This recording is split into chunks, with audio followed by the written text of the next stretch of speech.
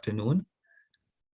I want to thank you for making the effort to turn up. I want to advise you and just remind you that the session last week was streamed to YouTube, and that session is already available on YouTube. You can go there and access the session there. It's already recorded and on YouTube. So if you missed it last week, then you can go there and access it.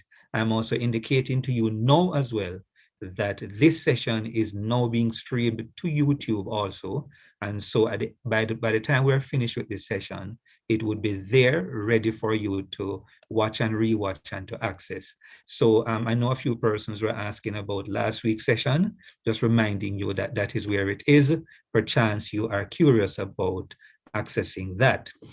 Great. I see that a number of persons have put some responses in the chat regarding the type of movie their life would be if their life were turned into a movie. And I am very interested in some of those responses. I am trying to pull up some of those responses to kind of quickly share. I know what a lot of persons said their life would be drama. I am shocked by that. Frankly, I am disappointed by that. I wish more lives would be romance or thrillers or even action movie. Mr. Richard Troop, thank you, sir. Mr. Richard Troop, one of our presenters this afternoon, says that his life would be an action movie. Renee Charlton Wolf, my good friend from Cavaliers Primary, Principal Cavalier. Well, when I knew her, I don't know if by now she is in another role. Her life definitely would be drama, she says, and she emphasizes the drama.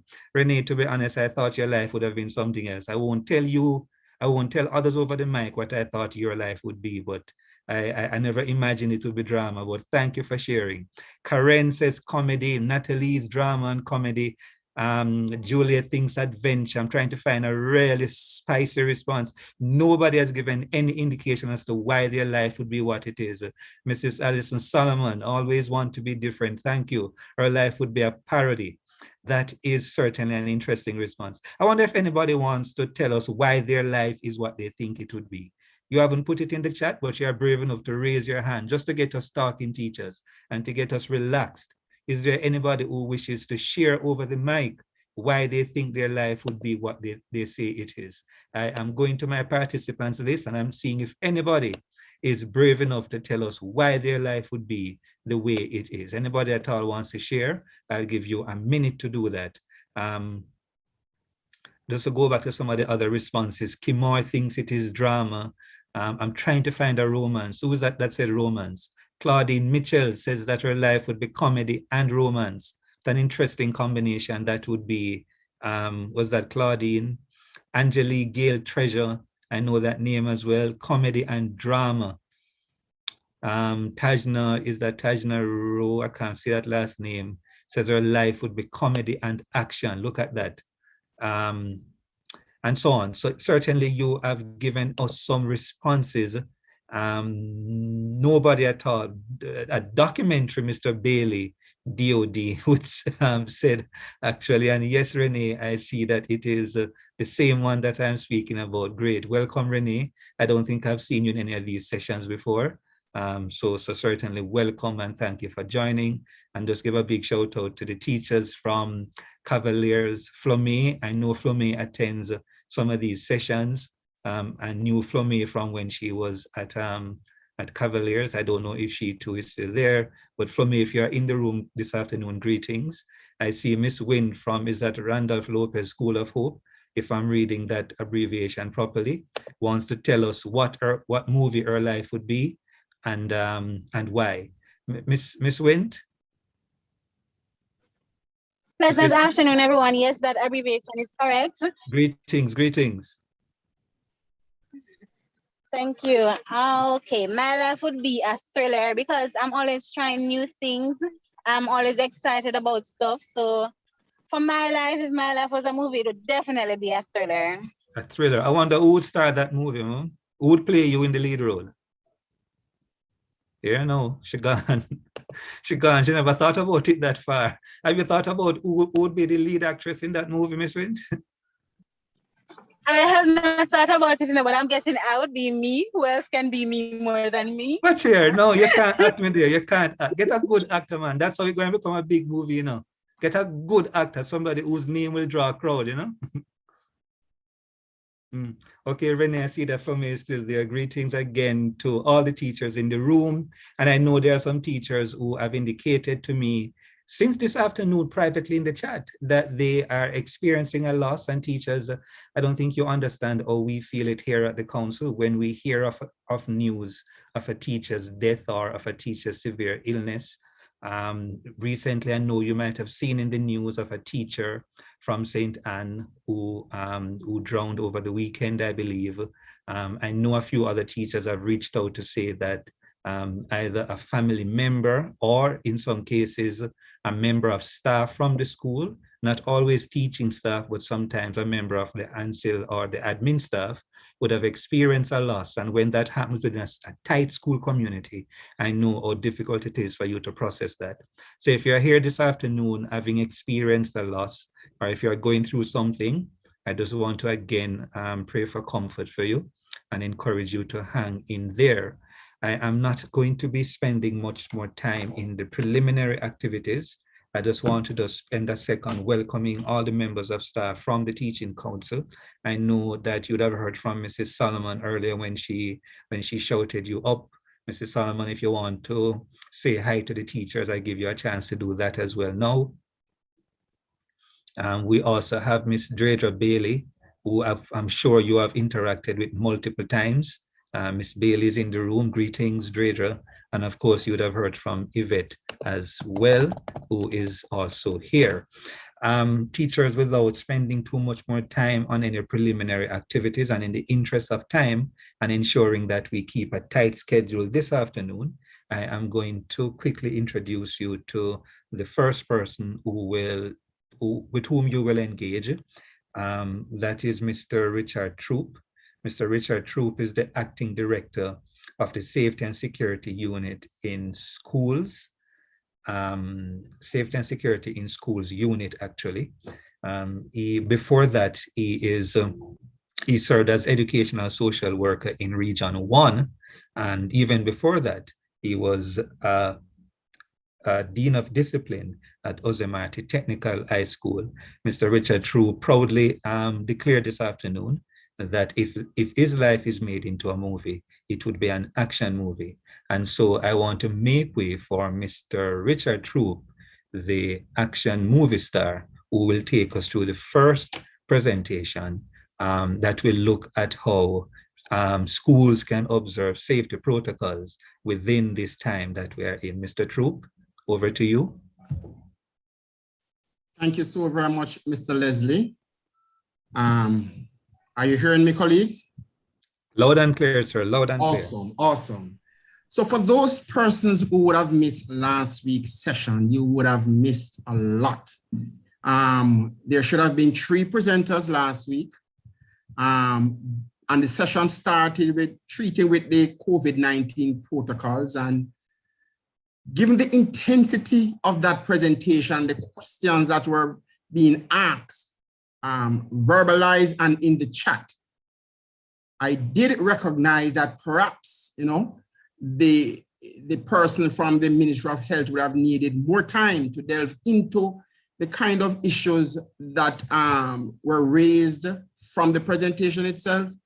And I graciously accepted. As a matter of fact, I recommended to Alison that perhaps we should not have the other 2 scheduled presentations, just to give the first presenter the opportunity and the persons who were engaged the opportunity to really interrogate the issues coming out of COVID-19. So my presentation today, focusing on safety and security protocols. We want to make schools safe for our teachers, but you would appreciate the fact that I will not be speaking too much about the COVID-19 protocols. We run the risk of believing, colleagues, that the COVID-19 pandemic is the only safety and security issue that we should be pondering at this time as we prepare ourselves physically, psychologically, mentally, emotionally for the whatever re-engagement of the modality of teaching and learning come September. That is not the case.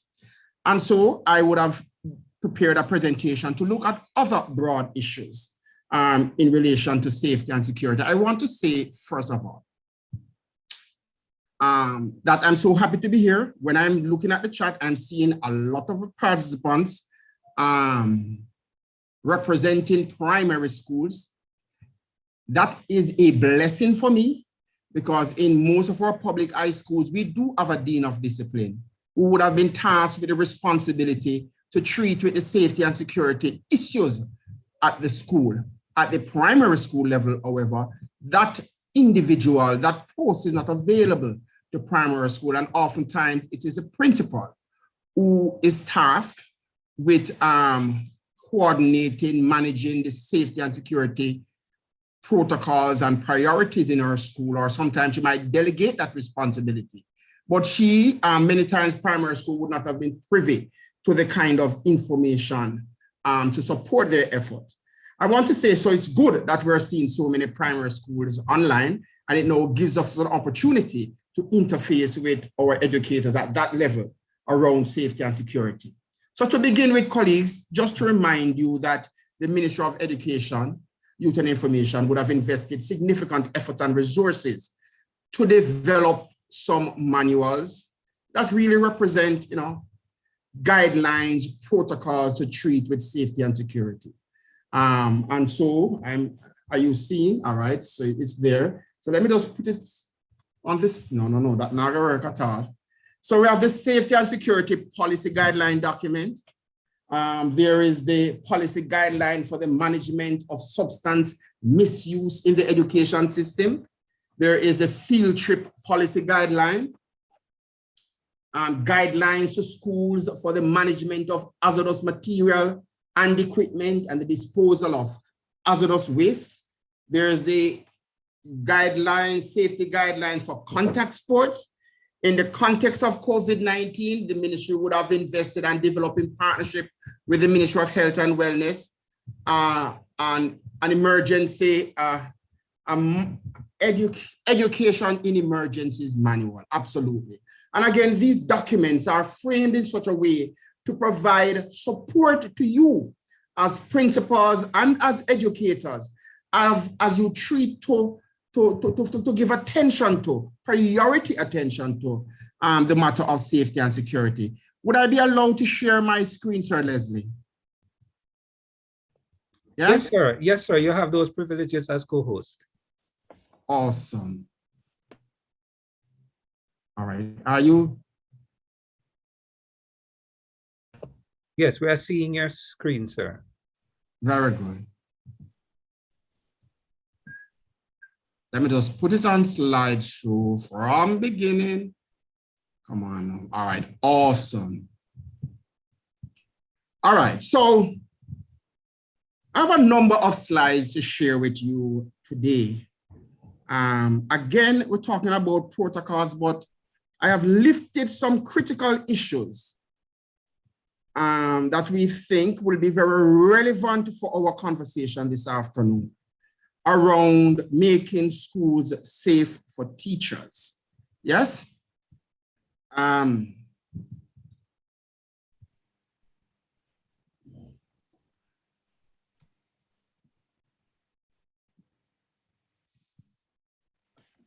me a second. Okay.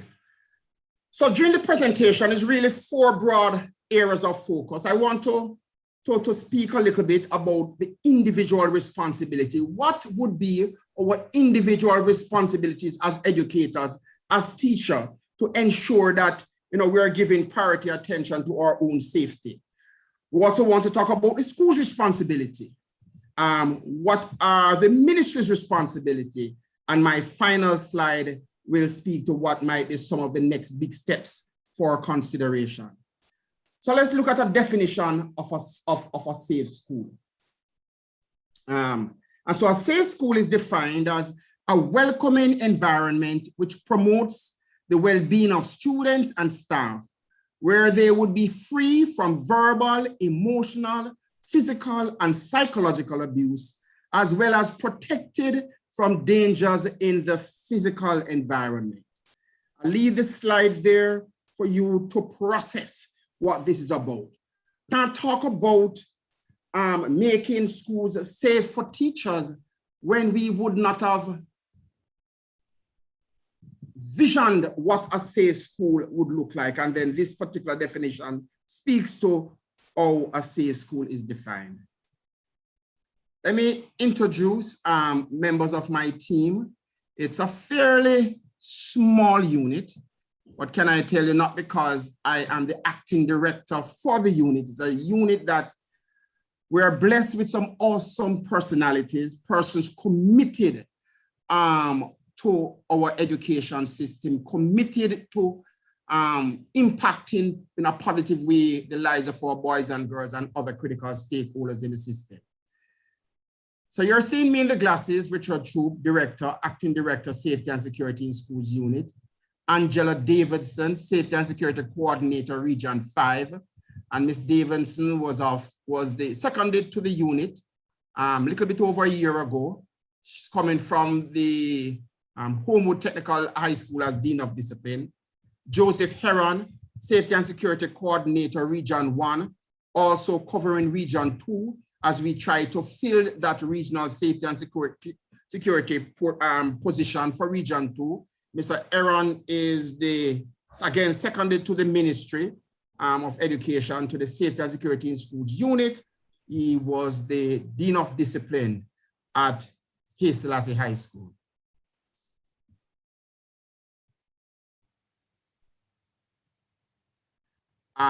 Courtney Berry, Safety and Security Coordinator, Region 7.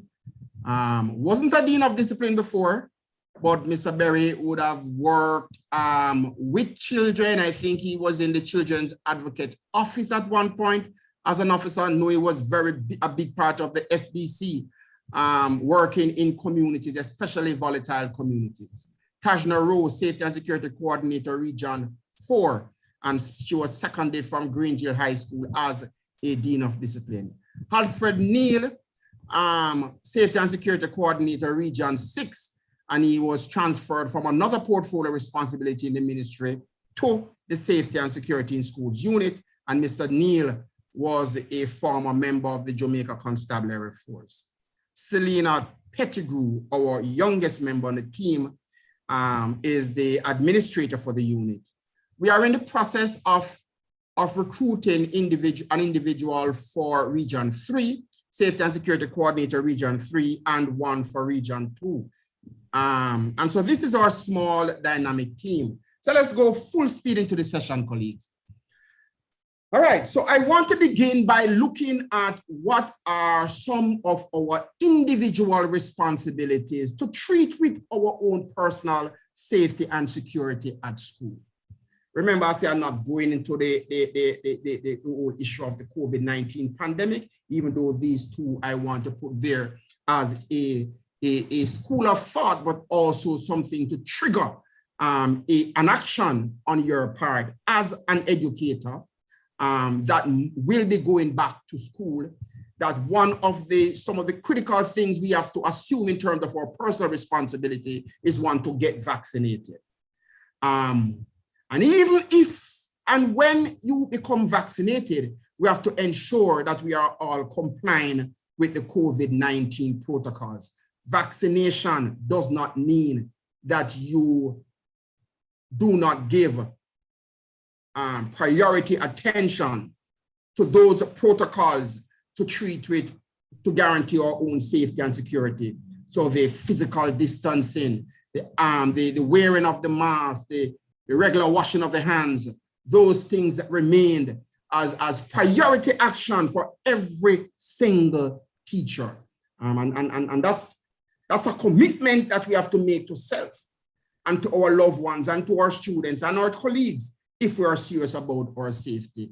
Keep your eyes and ears close to the ground. What am I suggesting here? Wherever your school is located, understand the community in which that school is located and understand the dynamics of the community. Understand when in the community there are particular tensions or situations that could cause you to do some things differently. Yes? So I want you to ensure that that connection to self and community is always there so that you can be, again, guided as some precautionary measures that you might need to put in place in the context of certain realities that might evolve in the geographical space in which your school is located. Identify safe routes to school. Sometimes when there are gang-related violence in communities, know the safe routes that you are to take. Sometimes we want to take a shortcut. Yeah, all the time people say shortcut, draw blood. So map the route that you will take to school when there are issues. Also, in identifying safe routes, in identifying routes to school, be mindful of your modality of transportation to school. If it is that you have to take a route taxi or one of those buses that provide transportation support for the commuting public, ensure that you know who is the driver of the vehicle you are taking. Don't take vehicle that you're not accustomed to. Yes, the first vehicle that stop up your feet because you're late for school, you jump in it. You don't know who this person is. Do not take vehicles where the driver is not insisting that passengers wear the mask and the driver himself or herself is also wearing the mask. Those are some of the things you can do to ensure that your personal safety is not compromised as you journey to and from school. Sometimes in communities and situations in communities, it will cause you to be conscious of how early you arrive at school or how late you leave the school compound. And even if you get to school early, I'm not saying that you must come to school late. If you get to school early, try to ensure that you make a kind of arrangement that you are not at school alone. Yes, that's the point I want to make. And if it is that you have to work later than the scheduled dismissal time, ensure again that someone is also at school with you so that you are never alone. And I'm not just saying this for female, I'm also saying this for male educators. Yeah, because in the context of sometimes situations in communities, that level of precaution need to be taken. Be knowledgeable about the red flags when using social media and the learning platform. Yes, colleagues, I can't stress that enough. We are now in a time when we are relying more than ever on technology and technological devices. Yes, to engage our students, to be teaching classes, to be participating in workshops and staff development sessions. Can I suggest that we are to be conscious? I mean, some of us might not know how to navigate, the high-end phone you have. Yes, it's not the days when there was bangers, bangers and so it had a limited capacity to do things back in them days. Now, many of us are owners of high-end phones and we are not familiar sometimes with the capacity of the phone and what it is able to do. And when you touch a particular button, what will happen? And simple things like ensuring that our videos are turned off when it needs to be off is something that, as simple as it is, we have to be very cautious and very conscious of that particular reality, because so many things can go wrong if we were not conscious of whether our camera was on or off. The other thing I would say under personal responsibility is that I want you to get involved, colleagues. We can't want a safe school and don't believe that we must be a part of the collective effort for creating and maintaining that safe environment. And once we talk about a safe school for teachers, we're making the assumption that a safe school for teacher translates to a safe school for students. and any other stakeholder group that might have access to the school parent. So my first slide is about personal responsibility, individual responsibility, and it is a single slide. The next couple of slides speak to what is school's responsibility. But again, I want to make the point. School responsibility is not suggesting that this is the responsibility, the sole responsibility of the principal or the board of management of the school. Every single stakeholder, including us as educators, have a role to play, have a collective responsibility to treat with creating that safe space we call school. So what might be some of the school's responsibilities for ensuring that making our schools safe for students? Again, happy that we have so many persons at the primary level, because this level of conversation we don't normally have with our primary schools. So it's good that you're here. So for primary schools, so everybody, school's responsibility, establish or strengthen your safety and security committee. Yeah. So we are not saying that your safety is a one-person responsibility. It is a team approach. And that the ministry would have indicated, would have required of all of our schools at any level of the system that we should establish a safety and security committee. Now, thank God for COVID. If it's one thing we learned from COVID, is a recognition that a group of us need to be working together to make our schools safe for the re-engagement of our students.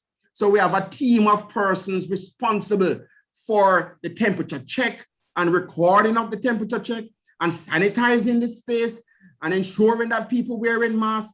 Can I suggest that we need to formalize this team if it did not exist as a safety and security committee before?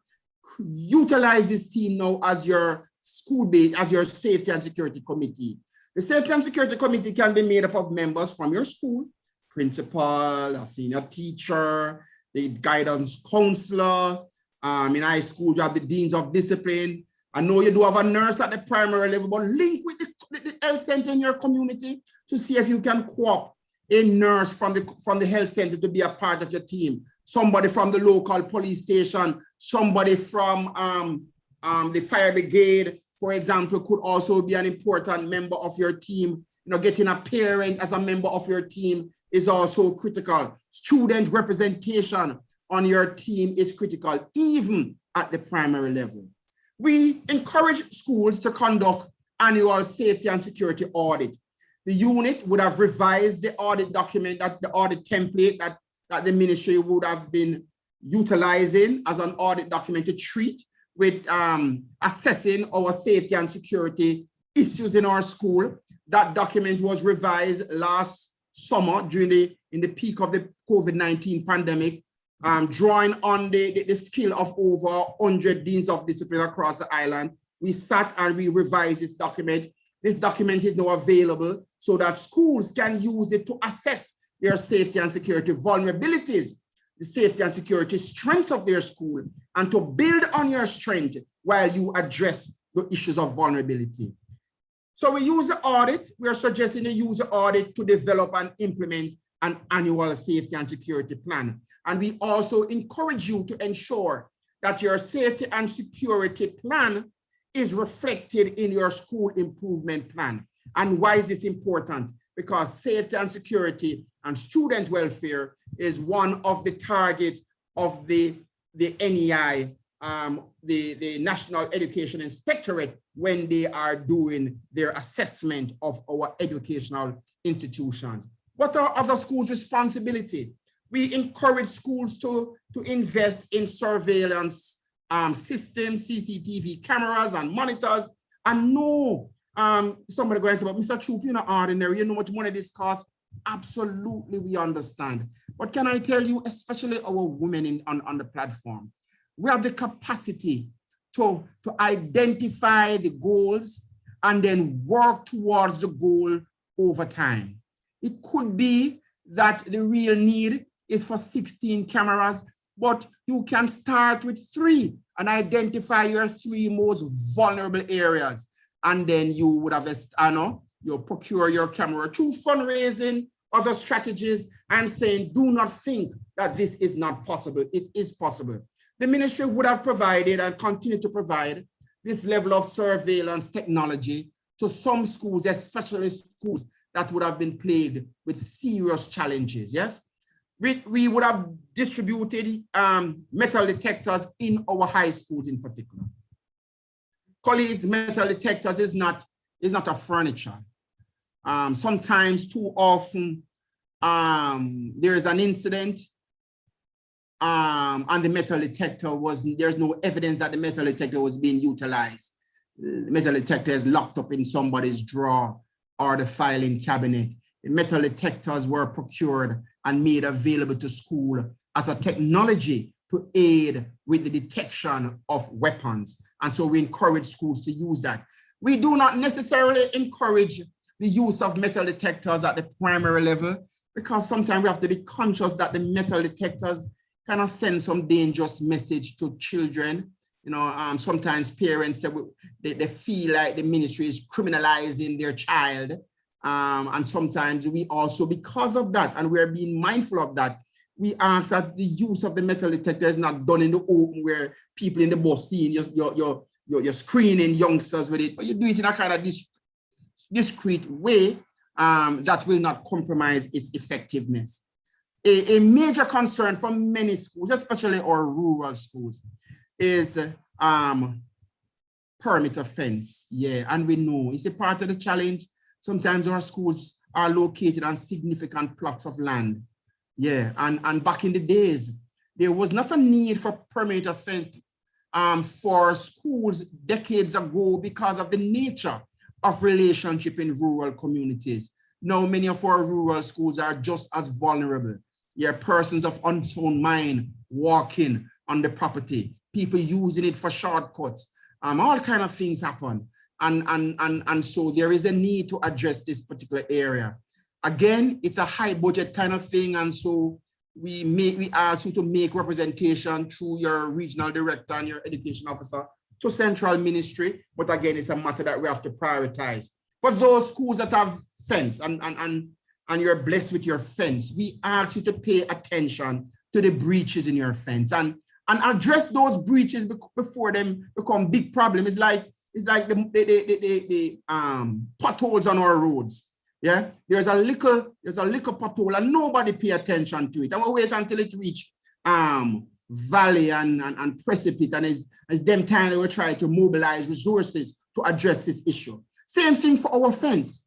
We know sometimes the breach starts with just a cut in the that razor wire around some property, and instead of addressing it, you leave it, and then you realize that a whole section of the fence the razor wire would have been torn down, or it starts with a little hole in the wall, and before you address it, an entire section of your fence would need major issues. The other thing that I wanted to address in terms of your physical challenge now is lighting, yeah, especially at night. And I say that making reference to a particular case that we would have investigated not very long ago, where a particular high school in Kingston, a member of staff was at the school over the weekend utilizing a particular space within the school. The area was poorly lit, and he was challenged and he was killed.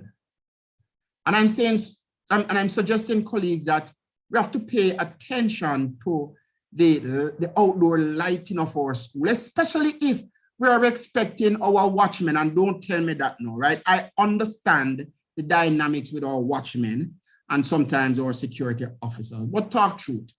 You know, if you was a watchman and you go on the school and you don't see nothing on the school the way the thing pitch dark, would you feel safe to be patrolling the campus? So we're asking you again to ensure that we have adequate outdoor lighting so that we can be addressing, you know, some vulnerability that might be posed when the area is dark.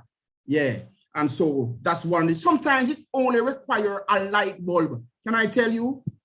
And so we're saying pay attention to that and treat with it as a matter of urgency. Let's kind of move quickly. Again, some of your school responsibilities, and it's a lot. Can I tell you? Again, I'm not suggesting that this is the principal responsibility. Talk truth, Mr. Troop, Mr. Principal, Miss Principal, you hear what Mr. Troop say? No, that is not the nature of the conversation we're having today. I am suggesting that these things that I would identify as school responsibility requires a collective responsibility of all of us. So pay attention now to provide continuous training for our watchmen and security team. Our watchman and security team might be one of the lowest member of our paid member of staff, but can I tell you, perhaps one of the most important member of staff. He is one of our frontline person, just like we have nurses and doctors as frontline workers in the system, our security personnel at school, yeah, represent that kind of category of staff because they are the first one that interface with the public. So you want to make sure that our security personnel are so trained to appropriately respond to the persons who might seek to require to have access to our school compound. Because sometimes when the interaction is poor, it is a reflection of the school. You're not going to say, Richard Troop, the watchman at this primary school, the man said the school and them watchman. Yeah. And so we have to ensure that we are investing in training and continuous training opportunity for our watchmen. We want to ensure that we are effectively managing the visitors that come to school. So somebody come and say them come to a teacher, just don't send them. Sir, you want to go to class 6A? Absolutely not. Why is this person coming to the school at a particular hour to see a particular teacher? Yes. What is the motive? And I'm not saying there might not be a genuine case, but we have to manage that particular process. So the person must be directed to the office, and the person then will speak to somebody at the office, and the arrangement continues. And the person, we must have an area where the person will sit. And it should be a comfortable area too, where the person should sit and wait for the individual that they might that was the intended purpose of the visit. We want to ensure that we have a visitor's log and we are recording the persons who would come to our school. And can I caution you? Because sometimes, you see some persons come in jacket and tie, including me. Yeah. And I say, you come to the school and you want to speak to someone, but because of how I dress or the vehicle I drive, you tell me to proceed. Absolutely not. Irrespective of how the person is attired, you want to make sure you are making that log entry in your book.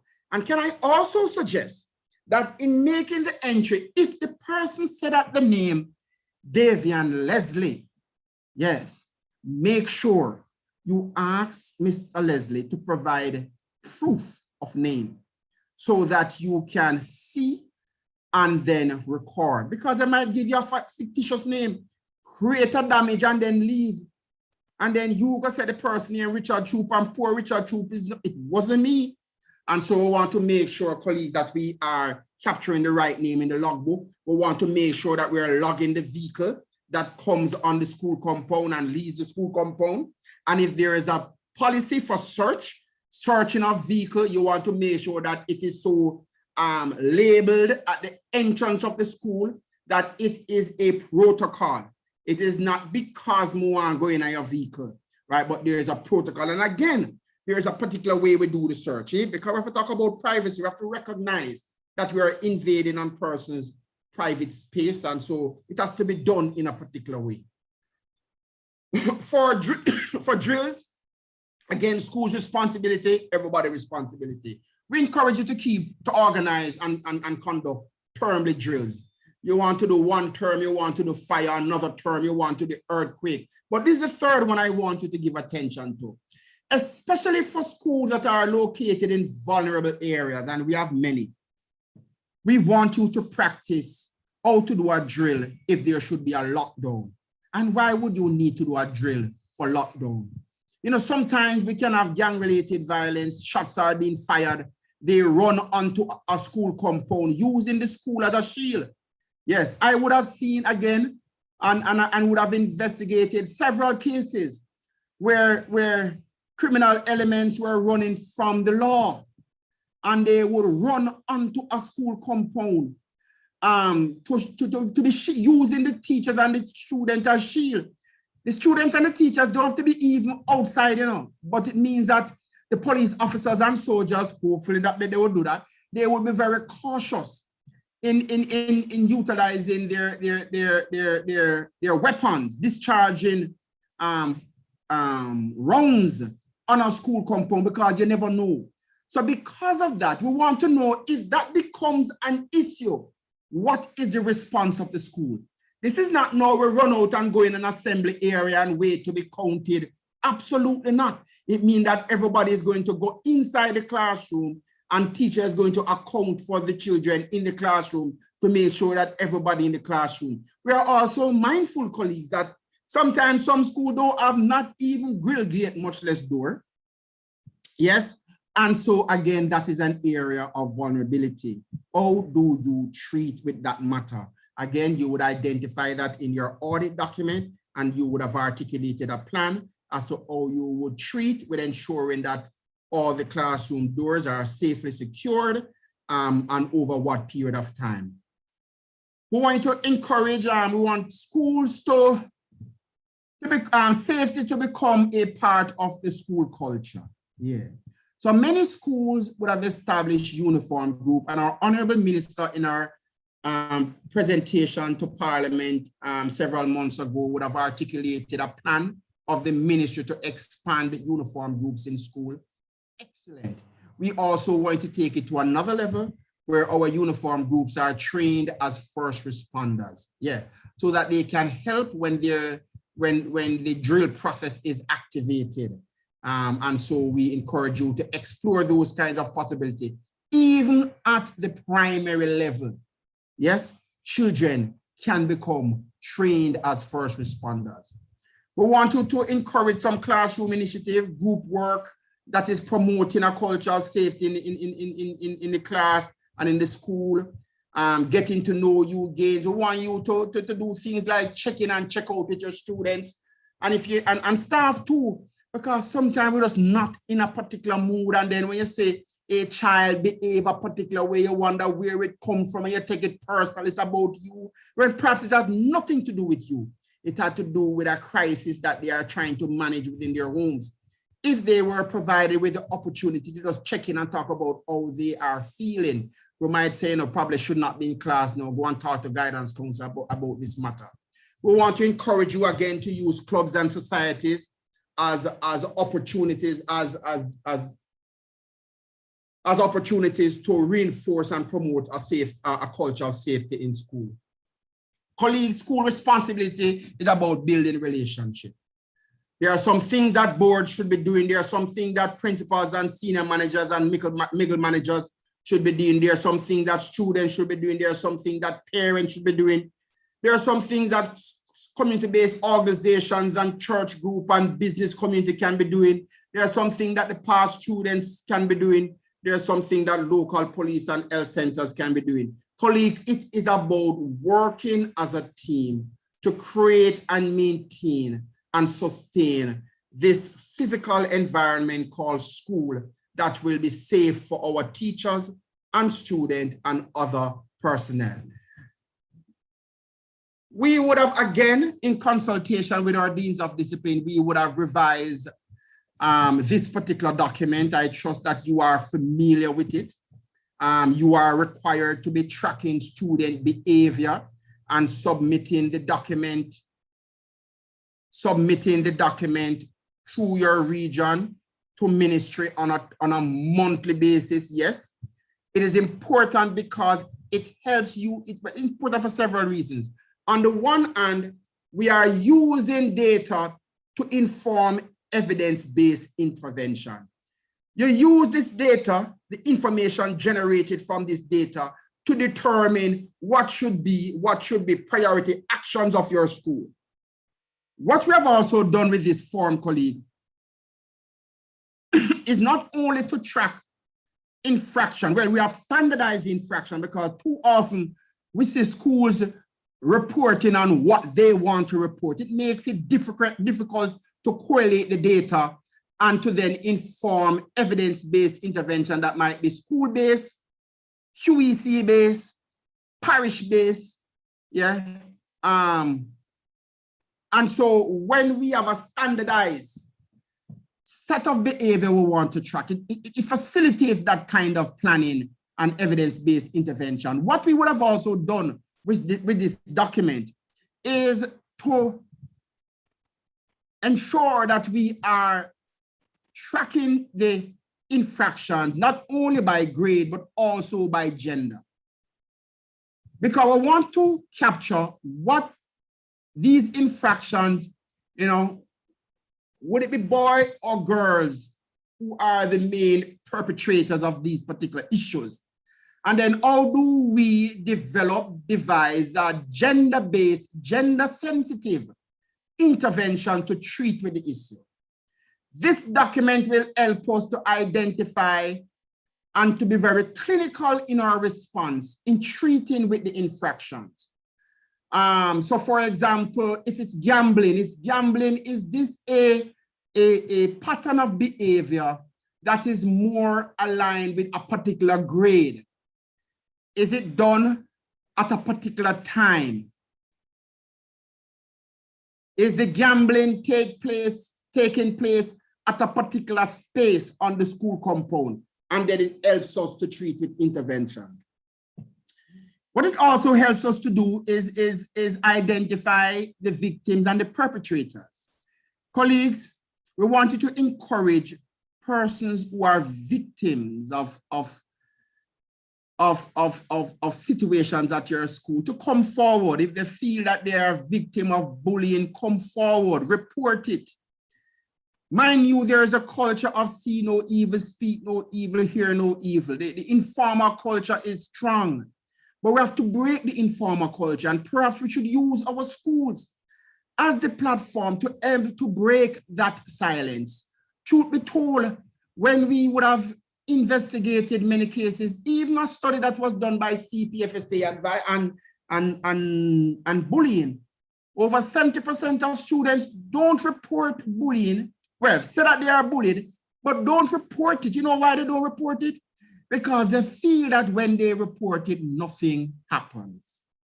We have to ensure that we are not only encouraging our children to report, but we are also putting in the system to respond and respond adequately. Yes? Why are we spending this time, and how is it connected to safety? It is absolutely connected to safety, because when we have an institution where deviant behavior is the norm, it makes our school unsafe. When children feel that they can carry cutlass at school and nothing. When students feel that they can be involved in gang fight with weapon and nothing. It means that every day when that kind of situation exists, we are eroding the perception of safety.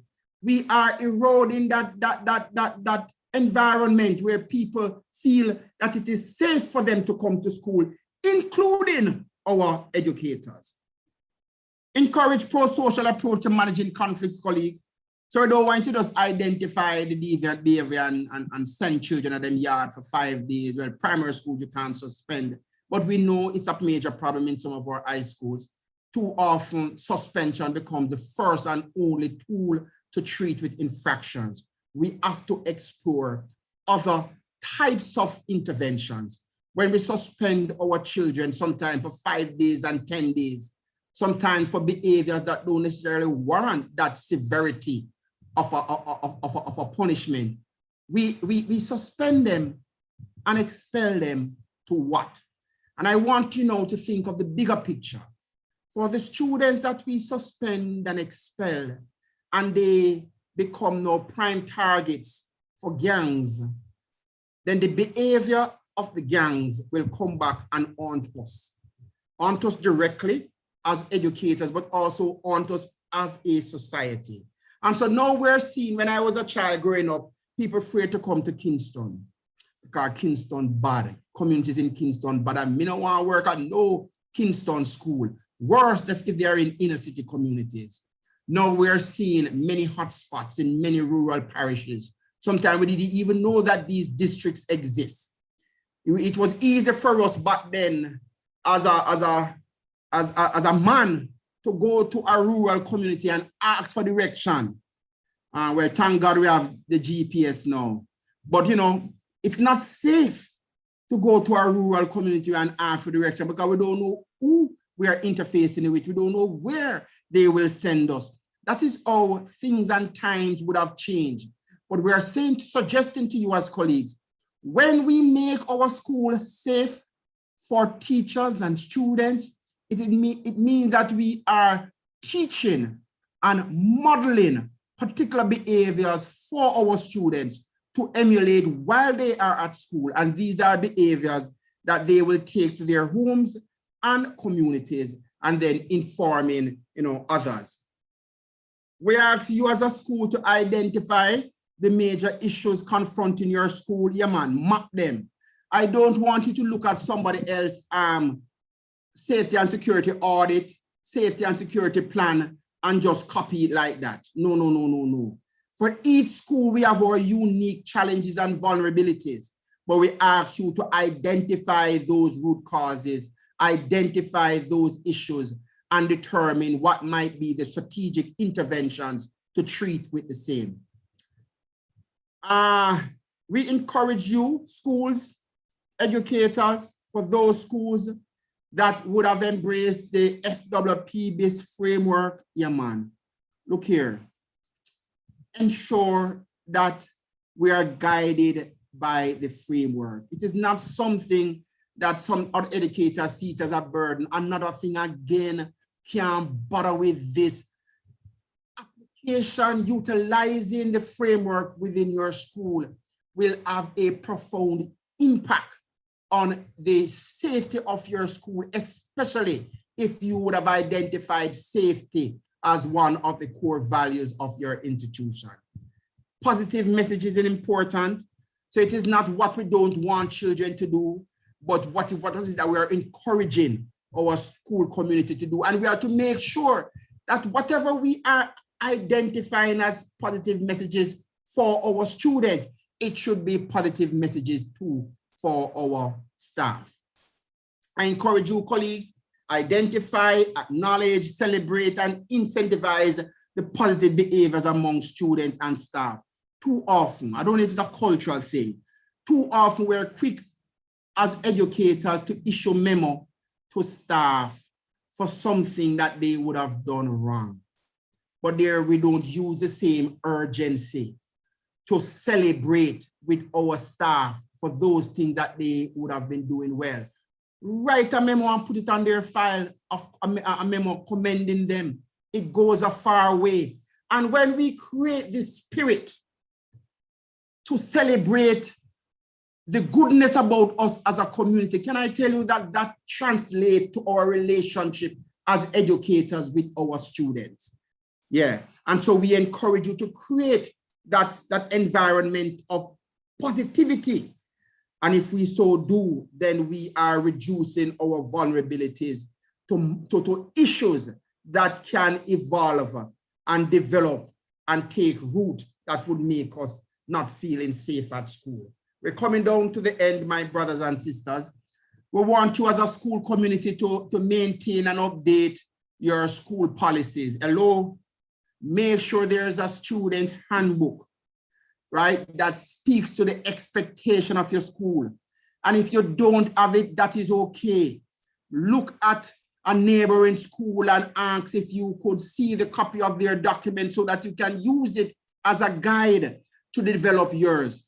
It is important because sometimes when we administer sanctions, it is aligned to something that is written. And so persons know ahead of time what is their responsibility, and make sure that we create a space where parents understand what is in the written text so that they can be so guided. We want you to ensure too that your student handbook and any other localized document that you would have developed is aligned with the protocols of the Ministry of Education. So that is also important. It can't be a document that is out there that is not referenced by any other established protocols. And so that's very important.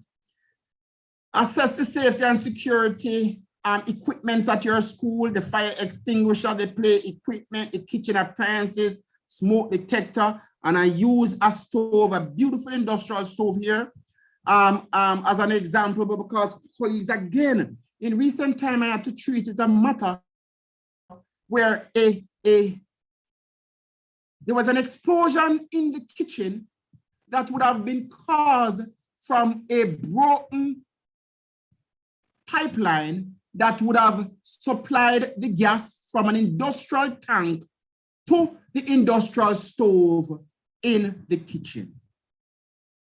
So what am I asking you to do? I'm asking you to check all the time if you smell anything will smell like gas and treat with it accordingly. I'm suggesting to you that if you have a 100-pound cylinder or a bigger cylinder, it needs to be at a particular distance away from the bodies at your school.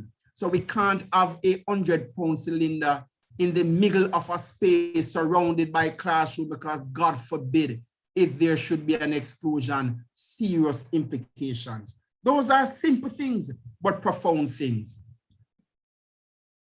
Again, invest in education and training. We want to when we do our staff development session, sometimes we encourage you to use the staff development session to focus on issues of safety. What are the warning signs that educators should be looking for?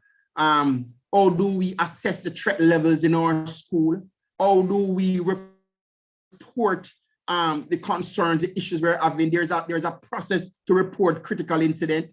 Critical incident should be reported within 4 hours after the incident was committed to the Ministry of Education through your regional office on a standardized template. Absolutely. We should not be hearing about a critical incident in the news. And so we ask our educators, we ask our principals to ensure that we follow the due process to treat with critical incident. We encourage our colleagues online and your colleagues who I want you to share this PowerPoint presentation with. As a teacher, it comes with significant power and authority. We have to make sure that we are not abusing our power and authority.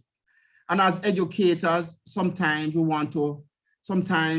situations could have been avoided as educators. So I want you to de-escalate and diffuse violent situation. If a child step to you, I don't want you to step up, we'll probably pick me come step to me and I'm a boy, especially for male educators. Because we have a problem with ego, right? And I'm a man, so as I said that, I was putting it out there that sometimes, we deal with it a little bit differently. And sometimes our female educators expect male educators not to back down. Yeah, discipline the boy for we, sir. We can't take that approach. When we de-escalate situations, when we diffuse violent situations, we are not only guaranteeing our own personal safety and security, but we are guaranteeing the safety and security for even our colleagues, because sometimes you don't want it to get out there that is Richard Troop, the male teacher at this school, this my child, and then the whole community or a family start to target not just Richard Troop only, but all the educators that is connected to that school. So what were some of our ministry's responsibility to ensure that safety and security is a priority focus? And that's why we would have created, the ministry would have created the unit and would have invested in the human resource to ensure that we are able to provide support to our schools. The unit and the ministry would have established the policy documents. For high schools, we would have created the deans of discipline post in many of our public high schools, over 130. And the deans of discipline are engaged with particular technical skills to treat with safety and security. there are some major initiatives that the ministry now will be rolling out in partnership with a number of other critical agencies. One is an interministerial 25 school strategy that will be impacting 25 schools that are serving or are located within the 5 zones of special operation. Those schools know themselves and they are aware of the significant intervention that will be focusing on these 25 schools. The idea, colleagues, is that we will use this as a template, and it's a 3-year intervention, but we will be using this as a template to support other schools that are located in vulnerable spaces and volatile spaces. We have also, since last year, it has only been delayed because of the COVID-19 pandemic, but we would have selected 7 agencies that will be delivering regional behavior modification programs that will be impacting 210 primary and high schools across the island, 840 educators, and 5,250 students. We would have used that monthly report that we talk about, we would have used that as the evidence to determine which schools should be targeted for this intervention. And that's why the data, colleagues, is critical. We can't just put a school on a list because we know the principal or we love the school or that is our past school. That is not how we want to utilize our scarce resources.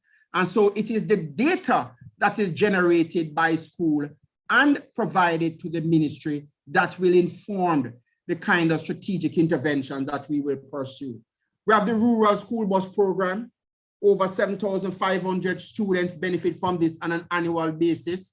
Over 250 primary and secondary schools are involved. We would have incorporated a number of primary schools, additional primary schools, as we treat with managing the COVID-19 pandemic and our vulnerability to community spread. We are aware that when children utilize the public transportation system, their vulnerability to getting the COVID-19 pandemic virus would have been significantly increased because of just the public transportation system that is available in the country, the overcrowding, the persons not wearing the mask. Those things are real, and those things, despite all our effort we do in school, if we are not addressing this issue, it compromises our safety and security for everybody. And so the rural school bus program provides this level of support to ensure that those who are utilizing the service are safely coming to school. There is a safe passage project that we're doing with JSIF, that we are creating the space for children to especially those who walk to school, to travel safely to school. We are partnering with the Jamaica Constabulary Force to beef up our school resource officers. As a matter of fact, we have met with the Commissioner of Police last week to request that school resource officers are not only deployed as satellites serving a number of schools, but we come back to the original format of the program where officers are located in particular school for the entire school day, because not only does it create a more safer school climate, but for us as a safety and security unit, it also creates an opportunity where we are building relationships between our students and police officers, because we know there are many communities that see our police officers as public enemy number 1, even when there is no evidence that the officers would have done anything that would have violated their human right. There is this culture where police officers are seen as the enemy. And so this interface with police and students will create that kind of opportunity to build relationship and also to create a safe space for our student. There is a Safe School website that we are improving, and that will be rolled out in September. The idea is that we're going to also use the website to generate electronic reports. So instead of submitting a printed paper-based report, we're going to use the website to generate those reports electronically, where it is going to speed up the time we have this information and speed up the opportunity to correlate the information and determine the evidence-based intervention. There are some new policy documents we are working on. A safe school policy document is in draft. We are at the 7th stage now and it is ready for consultation with critical stakeholder group. We are partnering with Winrock International to develop a child trafficking prevention manual for the education system, because child trafficking has become a major area of concern, not just for Jamaica, but globally. We want to know that there are protocols to establish to guide school as to how they treat with this. We are also looking at the development of a swimming pool policy document. We know that many schools do not have pools. So you might say, well, Mr. Troop, it's only some schools have pool. How this relate with me? Actually, it is going to be serving all schools, because we have many primary schools, even schools at the early childhood level, that would have facilitated an after-school program called swimming. And the document now is to guide our school. How do we have these swimming activities for students, and what are the protocols for us to treat with when we use these spaces as for our swimming program. So I close, colleague, one simple slide. Next big steps. One slide. And these are, for me, after this presentation, reflecting on the presentation, assessing where you are in your own school and as educators with the content of my presentation. Next big step, learn and make changes. So we have the vulnerabilities, identify those vulnerabilities. Let's acknowledge and learn from our mistakes.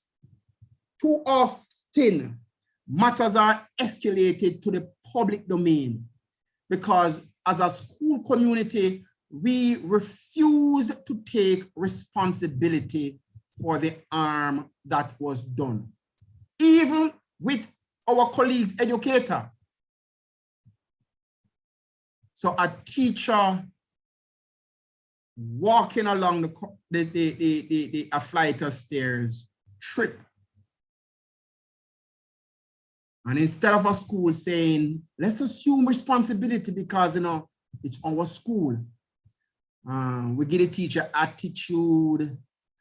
There is no recourse for compensation, for treating with the harm, the injuries that would have been sustained. And we're saying sometimes the conversation needs to be had even with the Ministry of Education.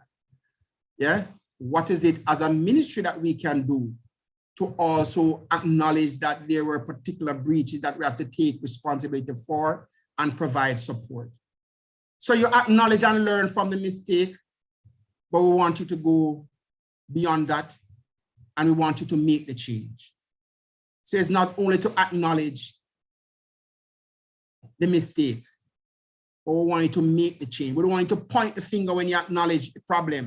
We want you to determine how collectively we can make the change. And sometimes we are in an environment where making the change is not easy. I understand that, but I want to challenge you with the last one. Be that change. Sometimes it is you as that lone voice that must be modeling particular behaviors that we are encouraging our other colleagues to emulate, that we are asking and encouraging our students to emulate. Not because the majority might take a particular position on an issue makes it right.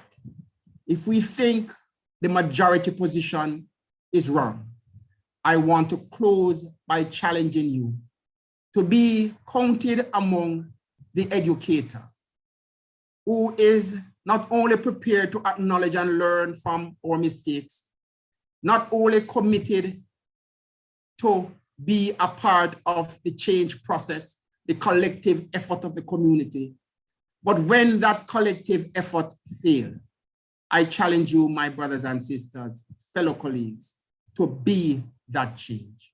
Thank you so very much. This would have concluded my presentation. I trust that it would have found it to be valuable. There are lessons you can learn from it. There are things that you'll be prepared to apply to your own school setting, not next academic year, but starting this academic year. Thank you very much, colleagues, for having me.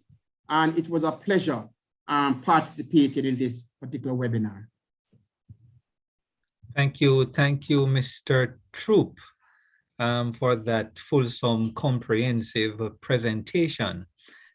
Teachers, and on your behalf, I'm sure you'd want me to thank Mr. Troop for going into all the details in all the areas that he has gone into. And indeed, I am particularly pleased, as you are, Mr. Troop, that so many primary school teachers are here, because I know this conversation is not one that we typically have with teachers at that level. I am going to allow teachers, if you have questions, you can raise your hand, or you may even want to put them in the chat perchance. I know, sir, that a few teachers have asked me if the documents you reference at the top of the presentation and throughout the presentation, if those documents are publicly available, and if you can confirm if they're on the ministry's website, etc. Yes. We would have, thank you for that question, Sir Leslie. We would have printed as a ministry several thousand copies of this document. Truth be told, colleagues, I would encourage every single person to have a copy and to read. The good thing is that it is online, it is on the website. Yes, we can share the soft copy of the document. And so we encourage all of our educators, irrespective of your position at the school, to ensure that you not only have a copy of the document, but you read it, you reference it in your actions, yes, and you are so guided by the documents. Yes, sir. Indeed, thank you, sir. Again, teachers, just reminding you that if you have any specific question that you'd want to ask Mr. Troop, there's still time for you to put those questions in the chat, or you may raise your hand if you wish to ask directly. A brief word on the field trip protocols, please. Ms. Bailey is asking you to comment on field trip protocol, sir. Yes, thank you very much for that question. Now, colleagues, educational trips, field trips are an important component of teaching and learning, yes? Sometimes we take our children to physical spaces, and it is that particular field trip that reinforces the content that was shared in the classroom. And so it is something that is encouraged, which has to be encouraged, guided by some key things. So for example, one, we want to make sure that children that are involved in field trip, that parents would have been formally informed in writing, that there would have been a consent form that the parents would have to sign, and you would be in receipt of before children can be involved in a field trip activity. We ask that you do your due diligence in engaging the transport providers who will be utilized to transport your student and staff to the designated site. We have to ensure that the documents of the vehicle are in order. We do not ask you to just see the evidence of that, but we ask you to copy those documents so you have it on file as evidence that the document was actually produced. We want you to ensure that they would have presented the original copies of the document to ensure that you are not presented with fake documents, because fake documents will not help our case, God forbid, if there was an injury or an accident during the field trip. We want to also encourage you that when you engage your private operator, do not have the conversation with the driver. You make sure that the owner of the vehicle is aware that the bus will be engaged, or the vehicle will be engaged for that purpose, so that the operator understands the liability that he or she is assuming to be engaged in this particular activity. We want to ensure that there are adequate numbers of adults to the children that will be engaged on the trip. We want to ensure that we are not replicating the standard of behavior that we often see in our public transport. So it should be, you have to be mindful that the vehicles that will be engaged will be used according to the capacity of that vehicle. So if it's a 30-seater bus, we can't have 60 students on the bus. We want to finally, and we have so many things to tell, but let me say the last thing. We want to ensure that we are engaging vehicles that they should not be may reach kind of vehicle. What do I mean by that? Sir Leslie, too often we see schools engage vehicle and the vehicle broke down, right? Along the way, there is no mechanism in place to find an alternative vehicle to transport, to continue on the excursion. And so children are detained for hours, yes, as that driver try to fix his or her vehicle. We might not know who these may reach vehicles are, but sometimes if we are tuning into the sound of the vehicle, the pace at which the vehicle can drive, those things will give the sign, yeah, that probably this is not the vehicle we want to engage, not because it is a couple $1,000 cheaper. We might run the risk of being stranded when the vehicle is broken down along the way. So these are some of the thoughts, colleagues. Again, reference the document because the document speaks to other fulsome protocols for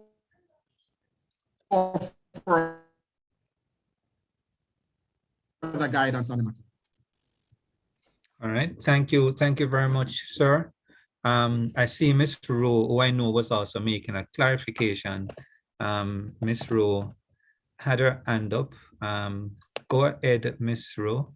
Now, I was just also reminding Mr. Troop that permission slip dispatched to parents and when collected, they are documented by the school and a list is kept on file.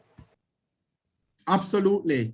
Permission slips, Taj. I did mention that, but I agree with you.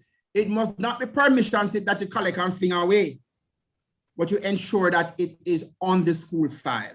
And even after the trip, make sure that that school file is maintained because you do not know what might happen later down after the trip, yes? Mm-hmm. Thanks, Taj. Right, thank you for that. I know somebody was asking about fencing, but I know you spoke extensively to that, so I think we can move on from that. But I just see a question from AO1 Thompson. Sir, can you say if primary schools will benefit from safety and security officers when school resume face-to-face this school year? You may want to clarify the role of safety and security officers, sir. Excellent question. Thank you so very much for that question, educator. So prior to COVID, the ministry would have committed 400 safety and security officers to be engaged and deployed in schools. That was prior to COVID. In the context of COVID, and in the context that the face-to-face classes would have been discontinued or significantly interrupted, we, as a Ministry of Education, did not pursue this particular program, and certainly in the scope of its original design. Come September, we do not know as yet what might be the number of safety and security support officers that we will be engaging for the upcoming academic year. What we can recommend as this information becomes available to us, hopefully soon, is that for those schools that might be in need of a safety and security officer, we ask you to write through your region to the Safety and Security in Schools unit so that we can be so guided as to say if 200 officers, if permission will be granted for 200 officers to be identified and deployed, we would then be able to match that particular opportunity to the 200 schools that we think might be in need of such. Again, it is the evidence that will guide that final decision. For those schools that are not aware of the program, if permission is granted for you to engage as safety and security support officer, we ask that you to look within your local community for an individual between the ages of 18, well, it should have been 18 to 24, but given the nature of the particular portfolio responsibility, we would have even taken persons as old as 29, but that is more for the high school level. But generally for the primary school, 18 to 24 years, we ask that the person live in close proximity to school because we don't want the person to be spending significant portion of his or her stipend on transportation to get to and from the school environment. Colleagues, you will be guided as to what will be the number of officers that will be deployed for the upcoming academic year. But to activate the process, you could certainly write to our unit through your region, because your region also have a role to play in identifying those particular schools that would be benefiting from this service in the context of the scarcity of resources or the reallocation of resources to treat with other priority issues in the context of the COVID-19 pandemic. That's it. Right. Thank you. Thank you very much, sir. I am inclined to tell you that there are no other questions, and indeed I see no hand up nor no comment in the chat. So I think we are all good. So again, thank you, sir, for just making the time to share. I know you were prepared to go last week, and you were gracious enough to postpone and to defer to this week. And so we want to thank you for your availability and just the way that you have presented this afternoon. Teachers, again, Mr. Troop is the Acting Director for the Safety and Security in Schools unit. It did indicate that you can make contact with the unit through your regional director, so that this is something that you can always take up. And of course, he introduced to you the team that he has as well, working across the different regions that you can also try to tap into through your principal/region and the network you have within your regions. So again, Mr. Troop, thank you very much for that presentation. You're welcome. Teachers, we're going to shift gears a little, and we're going to be out of here in another 15 or 20 minutes, I believe. But we're going to shift gear into our second and final presentation for this afternoon.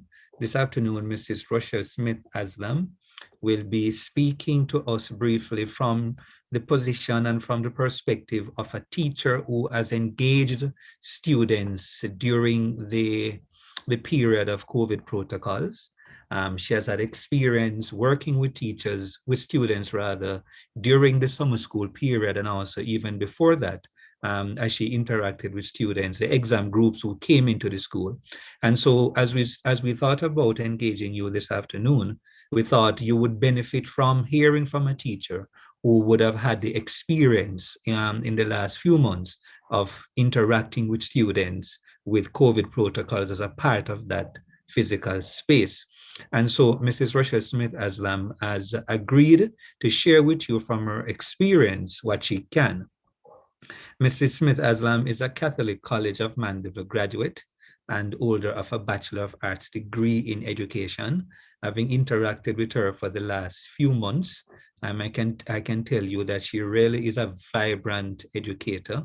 She's an award-winning educator too, and I'm surprised to hear that she only has 6 years experience, a bit over 6 years experience in the classroom. Because when I speak to her and interact with her, I get the sense that she has been around the block a few times. And I mean that in terms of the wealth and depth of her experience. I don't mean that any other way. She is a literacy teacher and she has significant experience in that area. I know she operates and manages the the literacy room at Aig Primary and Infant School. And I want to give a big shout out today to the teachers and principal in the room and any member of staff from Aig Primary. I know too, like other schools, you too have been touched by the pandemic. And as I said before, I'll say again, I just want to whisper comfort in your ears and to let you know that we are thinking about you. So Mrs. Smith Aslam is a member of staff at Aig Primary. She wears many hats outside of the classroom.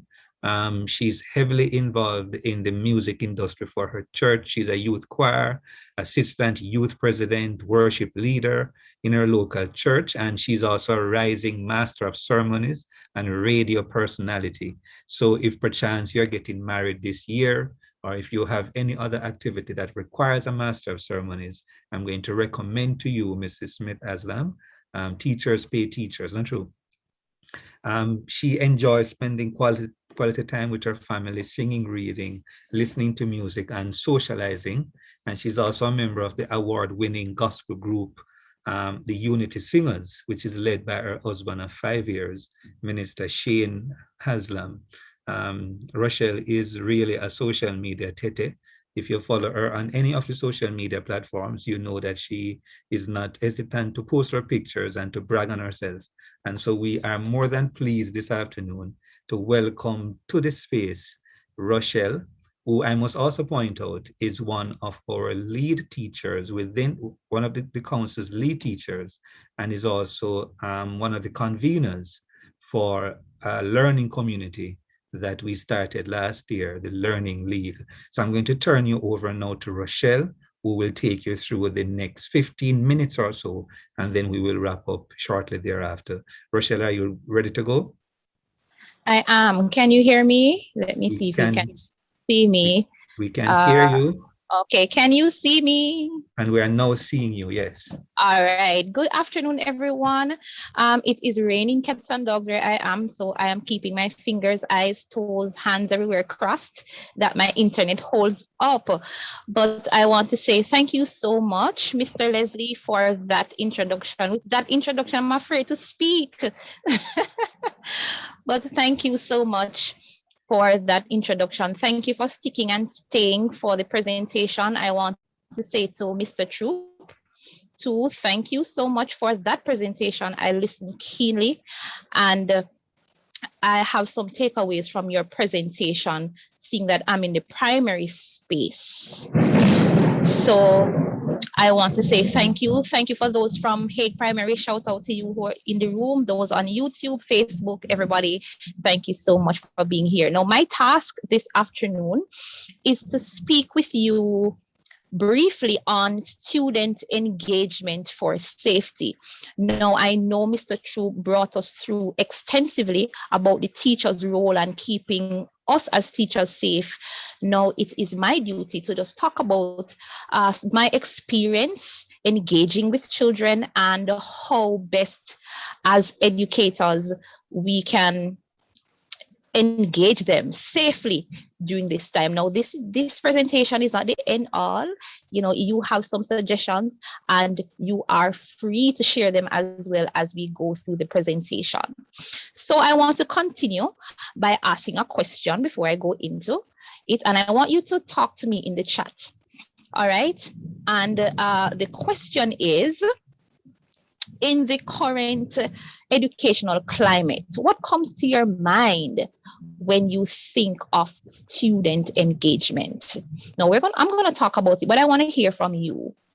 When it comes to student engagement, what comes to your mind? What comes to your mind? I want to hear from you. So I want to see the chat blowing up. So let me hear from you. What are your thoughts as it relates to student engagement? Nobody talking to me? Anybody talking to me? Nobody talking to me, Sir Leslie? Yes, I see. Right. Well, I see at least one person in the chat. All right. I see online partnership. All right, good. All right. And if you wish, teachers, I'm sure we wouldn't mind hearing from you over the mic as well. We don't have a lot of time, but we can take one or two Oh, yes. responses Oh, on the mic. sure, no problem. Yes, so I see online partnership that comes to your mind, and okay, that's a good response. Anybody else has anything to say? Let me go to my chat to see. Getting students ready for the lesson, teaching and learning, interacting. Yes. All right. Engaging the student holistically. Yes. All right. Yes.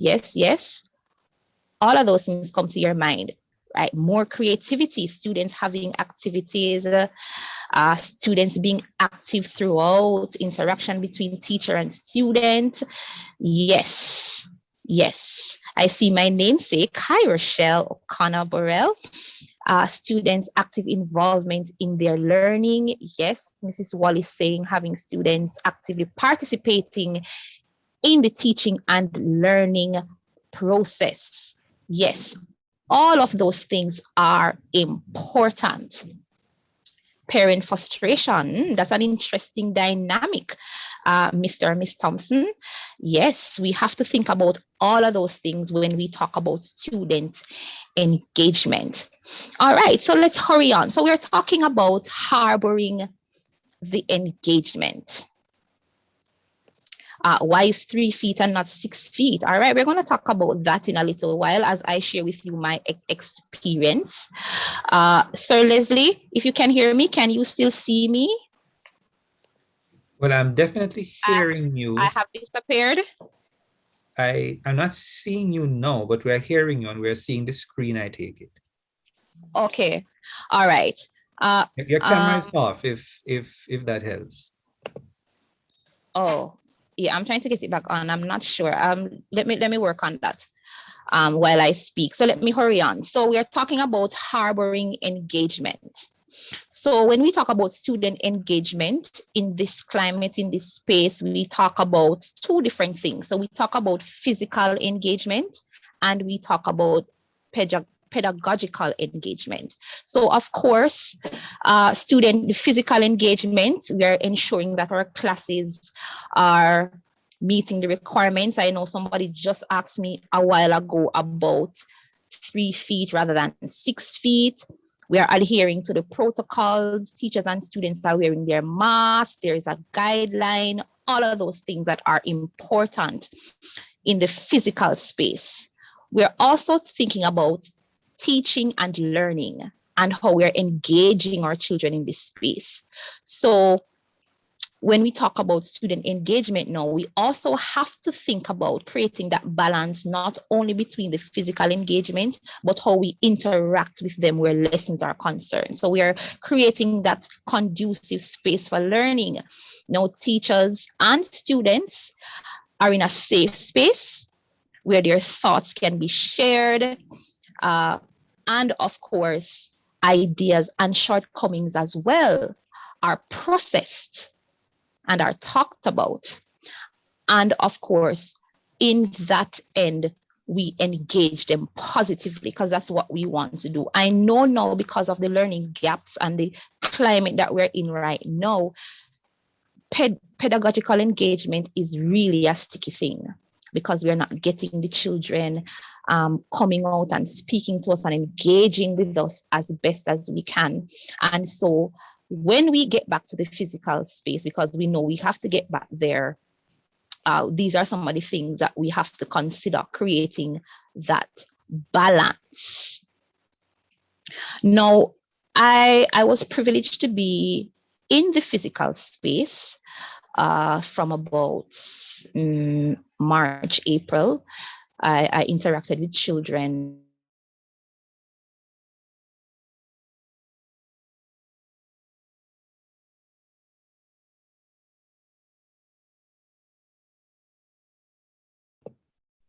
Rochelle, you have gone silent. Are you hearing us?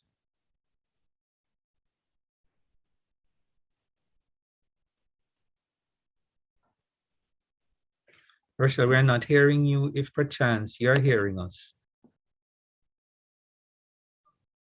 Teachers, can you give me a sound check if you're hearing me? You can just kind of give me a thumbs up or put it in the chat.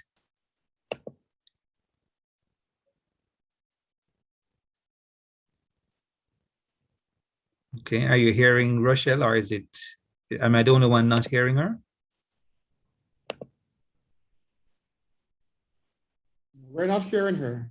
Okay, all right. Okay, so while we wait for Rochelle to rejoin, I know she has indicated that she's having severe weather conditions in Right. Santana. Check. I hope you can hear me. Yes, we're hearing you. Did you get Yes, kicked out, Rochelle? You're gone again.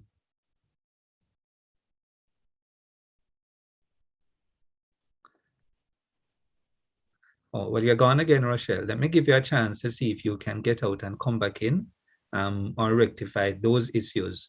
But it is great that you and I would have discussed this presentation ahead of time, so I can kind of take the baton from you now until you get back in. Are you there, all right. Rochelle? Sir Leslie, let me know if Yes. you're hearing now. Yes, You're I'm hearing me hearing you now? now. Yes, Indeed. we had a brief power outage. I apologize for that. Oh Lord, you don't apologize for power outage, Rochelle. Unless you were the Yes, one who went up there to go turn off the light. not at all, not at all, not at all. As I said, Right. it's raining where I am here in Trelawney.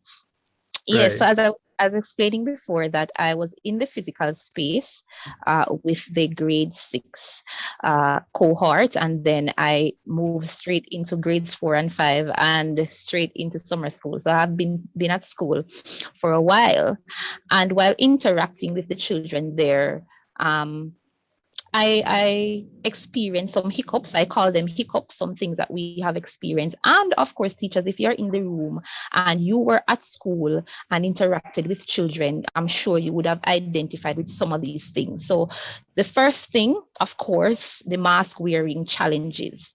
Now, I'm in the primary school setting, and the children, we had some real challenges with children keeping on the mask, coming to school even with masks. You know, we had some children that came to school with the expectation that they would get masks from school. And so that responsibility, they did not see that responsibility from home. So we had that challenge. They were eager to see their peers and want to talk to them, and the mask was a hindrance. And so we had a little challenge with them. So we had to be really policing them wearing their mask consistently. Another thing also is with sitting in designated areas. I see you, Ms. Solomon. Yes, challenge. It's a challenge right across the board. Sitting in designated areas. Now, the stipulation from the ministry is that children really sit in the designated mark.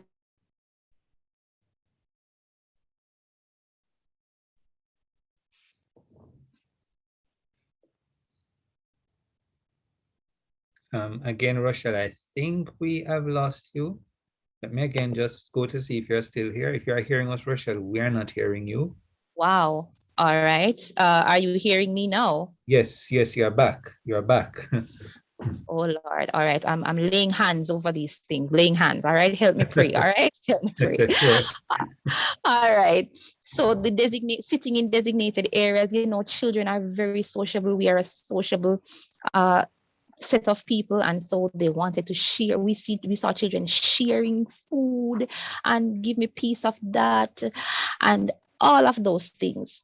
Now, I know the stipulation from the ministry is that children should sit 3 feet apart, as I was explaining before, because it's how the structure of our classroom is set up, and because we have naturally big classes and how the schools are designed, 6 feet apart would not be feasible really, because we wouldn't have as much children being engaged with. And so while we want to adhere with the protocols, the ministry also wants to engage as much children as possible. And so hence the 3 feet apart came about. And if Mr. Troop is in the room, he can correct me if I'm wrong.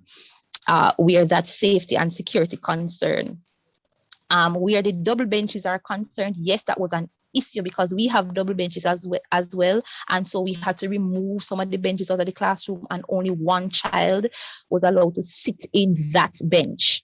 And so a lot of changes logistically had to happen, and that was a hiccup as well. Social graces. Oh my Lord. No, I heard Mr. Troop talking about being a part of the safety and security team. And I was engaged with that in the mornings, ensuring that temperature was checked and, recorded and all of that. And I noticed that the children forgot to say good morning.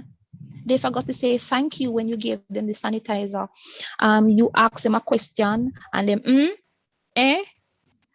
and that culture of, interacting with adults and how saying please and thank you, all of those things, it's almost like it evaporated and disappeared. And so you ask the question and them say, and you have to say, is that how you respond? Or you ask the question again just for them to get it that, hey, you didn't answer me correctly. Saying thank you, all of those things.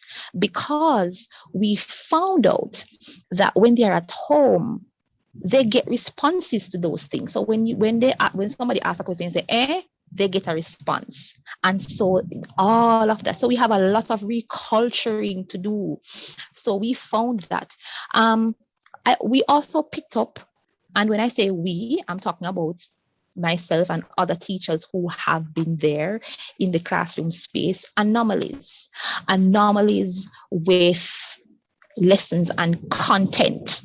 Now, when they were in the online space, I noticed this, and when I spoke to my colleagues, they alluded to this as well. There would be students in the class that when you teach a particular concept and the content is there and you give them the work, they are the ones that are firing, and they give you the correct answers and the activities are done correctly, and you're saying, yes, by the time they get back to school, they are on fire. But when we met them in June, in April, May, June, not the fire out. And so we picked up the anomaly that they were getting help and they weren't the one doing the activities. And so we were like, oh my God. So we realized that they forgot to add, they forgot to divide, they forgot what a noun is. I saw something on social media, somebody reenacting, somebody asking a child what a noun is. Oh Lord, we got those responses. And so we picked up those anomalies that, hey, this is really not the child's work. This is really the work of auntie, big brother, cousin, and so we had to go from scratch. And we're saying, Lord, have mercy. We're going to be in so much trouble when they get back in the online space. And so that creates anxiety among us as teachers to say, oh my God, I was so encouraged with this child's activities and how they were interacting with me in the online space. But now I have them in front of me. Oh my God, we have so much work to do. Moving into that now is the double teaching. Now, I'm a part of a very large school. We have a cohort of over 1,000 children. And so when grades 4 and 5 met, when all the cohorts met, we had to do the rotational method. And so we had to split each class in two. So we had group A, group B. So group A comes a particular day and group B came a particular day. And one of the hiccups is that we had to teach twice, because when group A comes to school and you teach this particular concept, group B is not there. And so you have to teach again to group B the same thing. And so a lot of teachers were saying, oh my God, the content can't finish. I have to be logging behind. And because of the anomalies we spoke about, we picking that up. So we had to be reteaching, going over concepts, reteaching things that we would have taught online and thought that they got. So we would just come and say, all right, it's just revision. We're going, you just go and run it because it's just revision time. However, when we got into teaching, we realized that it was not so.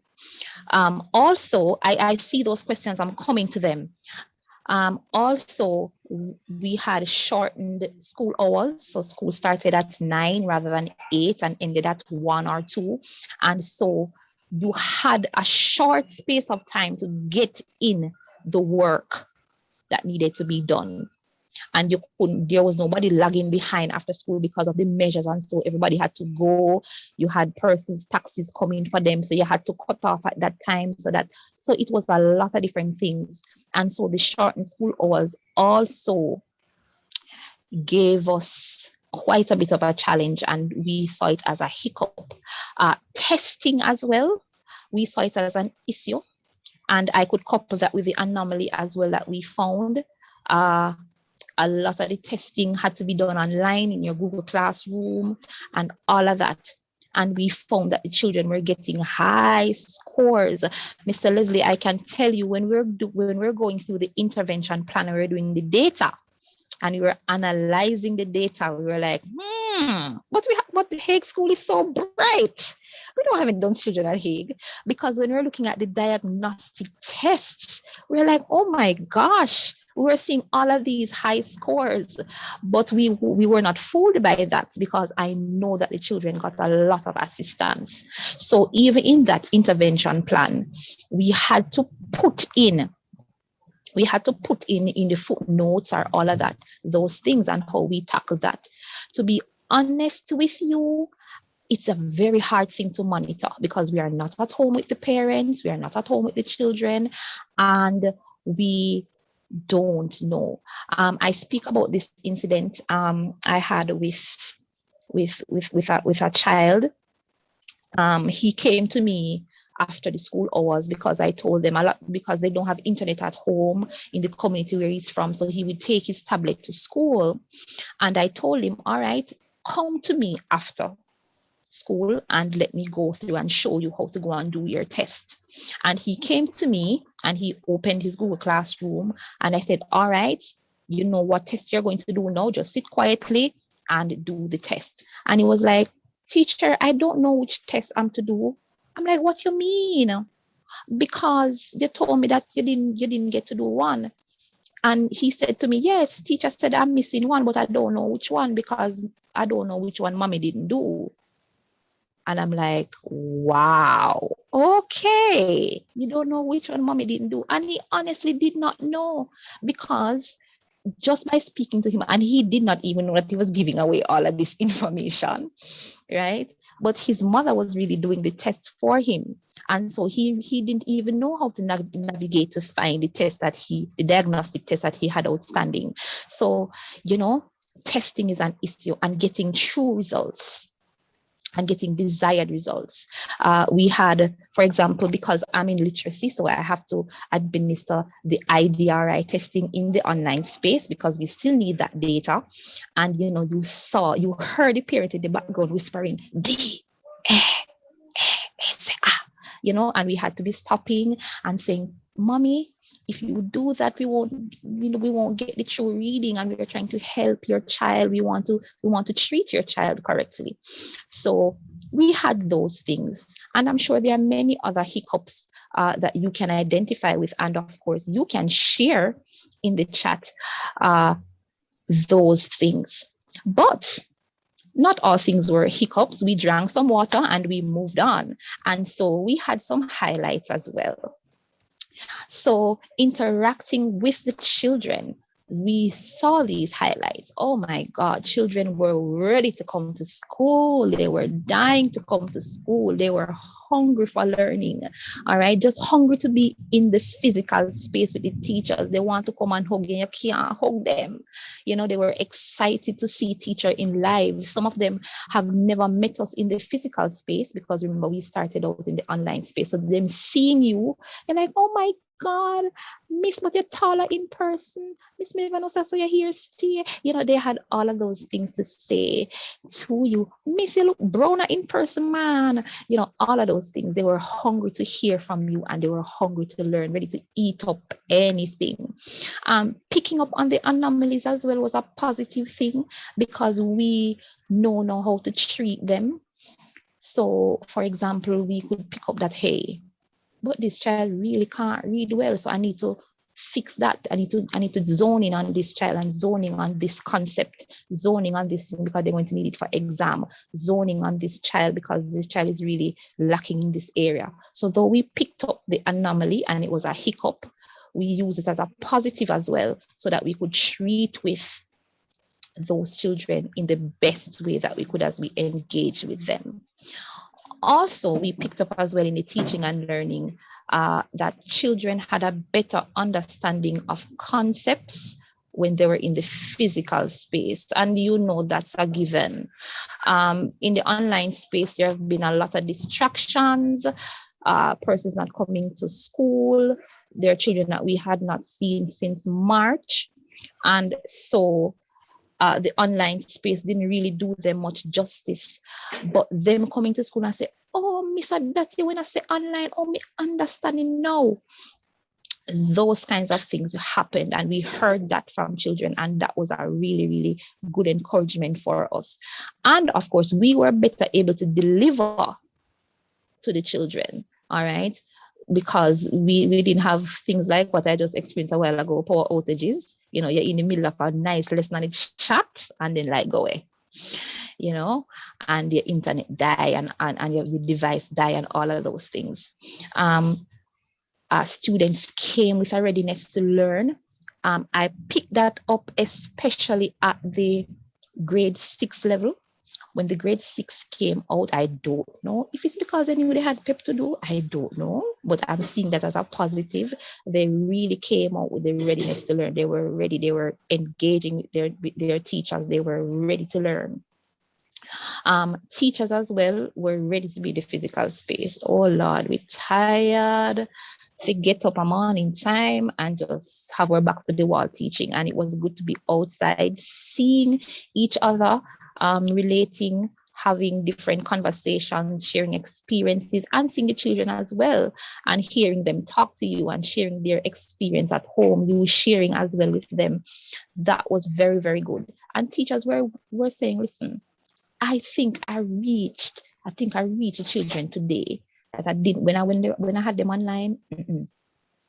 I didn't hear Johnny telling me all these things when he was in the online space, probably because he couldn't talk, probably because he couldn't open his mic. And so it was very, very encouraging. There was as well exposure to different styles of teaching. And I saw somebody in the chat talking about hybrid teaching. And I was exposed to that. Now, Mark, you never really know not much about it, like the, you know. And thanks to JTC as well, because I went through that course and I got a better understanding of how to manage that. But we have internet challenges at school. Notwithstanding that it's a very large school, we didn't have internet capacity to stretch across all the classes, and so not everybody was able to be engaged in hybrid teaching. But 2 teachers with the very, very kind assistance from the parents of that class bought modems for that class. And so they were able to hybrid teach. And talking to those teachers, they really found it very interesting. At first, it was very hectic because, of course, you know, you're trying to balance it in, you're trying to navigate this thing as best as you can, and you don't know much about it, but you're trying. And for the first week, I know it was very, very hard and it was very, very hectic. But they found it to be very, very rewarding. First of all, it cuts out the double teaching, because you're engaging group B and group A at the same time. You're able to hear from both of them, and you're able to engage the children. So, I mean, exposure to different types of teaching, that was really, really very good. And if we are to be honest, colleagues, this pandemic has really brought out a lot of diversity out of us, a lot of creativity, a lot of different ways we can engage our children.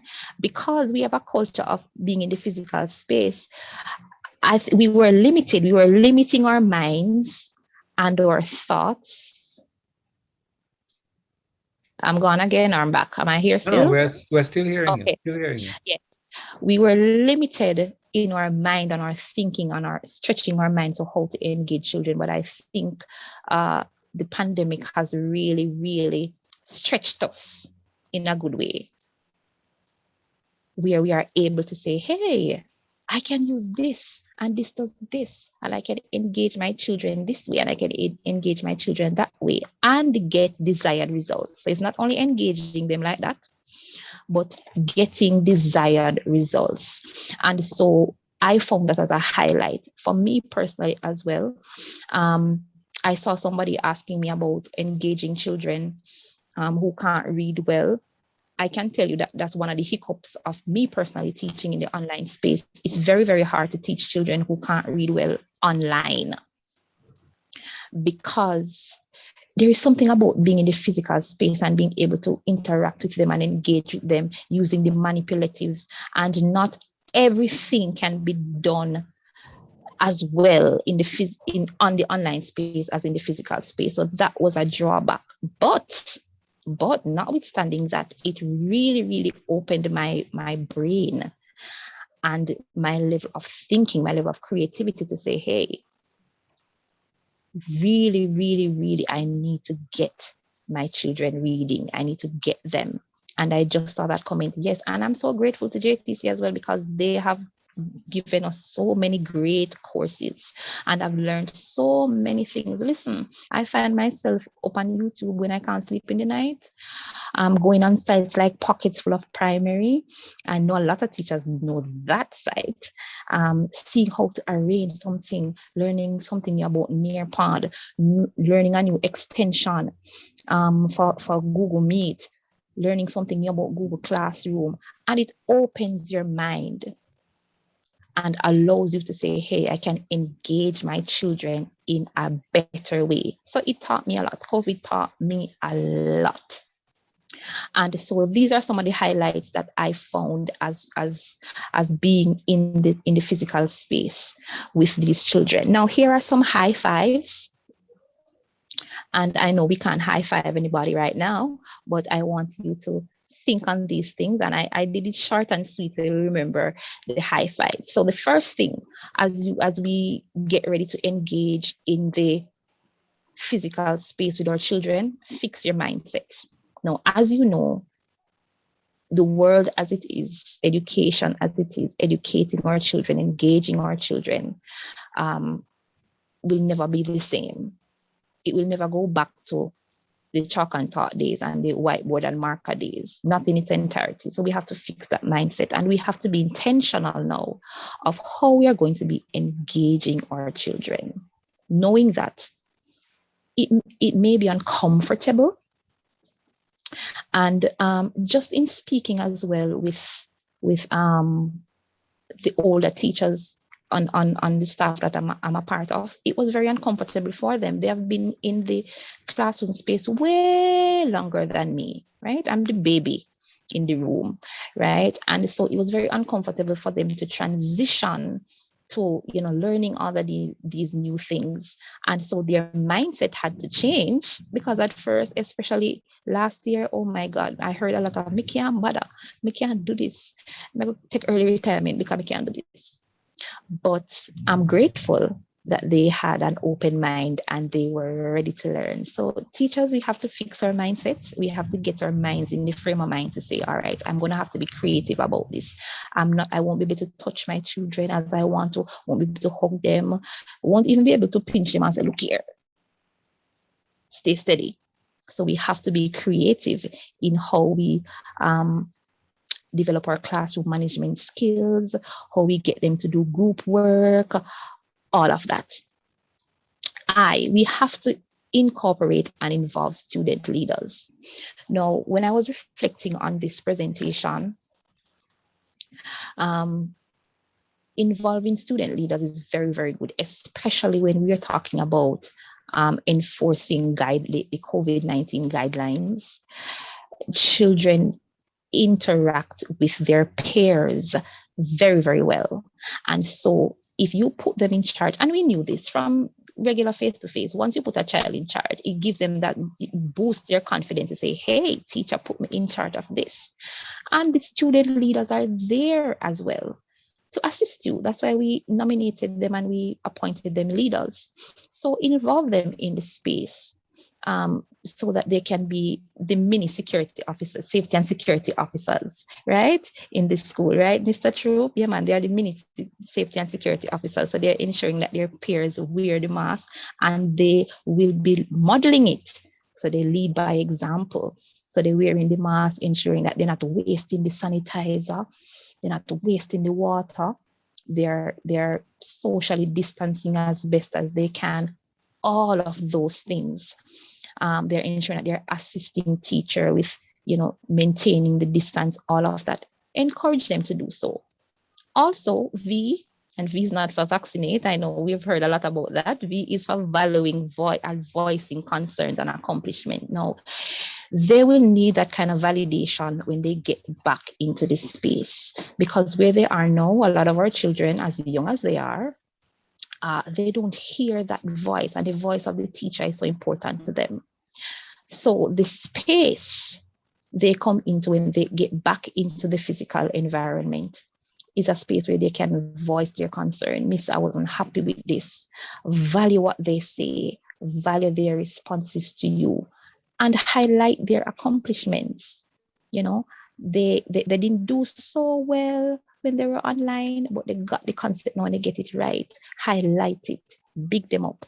It goes a far, far, far, far way as we engage them. E, encourage and establish routines. Now, routines are a big thing, especially at the primary school, infant level, primary level, dealing with children overall. Routine is very important. So they know when they come in the morning, they have devotion, and then they pray, and then they have the maths first.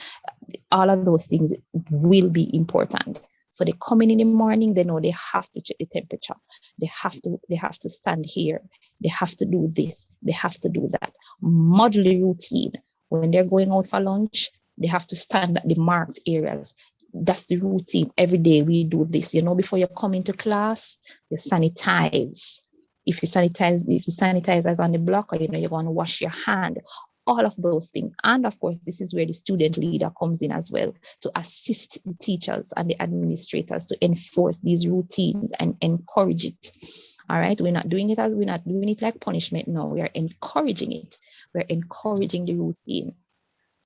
All right, and schedules, yes. Yes. And yes. of course, Sorry. finally, kind of rough day. I'm just wrapping up a session now. Give me a chance. Okay, and finally, stay safe. All right, we want to ensure that all our teachers are safe going back to school. Mr. Stroop spoke about, getting to school, wearing your mask, all of that. We know we can't interact with our children as we want to. And so we are encouraging our teachers to stay safe. We know we are going to be tempted to want to hug them and to love them up, and want them, they can't surround our desk anymore, and to share all the life stories. They're going to want to do that because they haven't spoken to an adult in that way in a long time.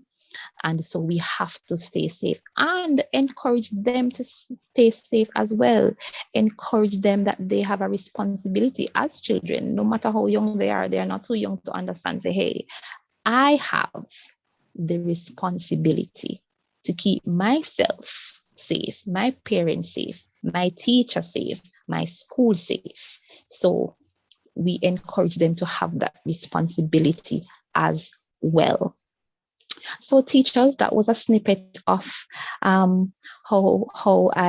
experience and how I engaged with my children. Let me see if my seeing that they am I back? Oh, you're still here. We never lost you. No, my video. I don't know if it's up and running now. Yes, we are seeing your video now.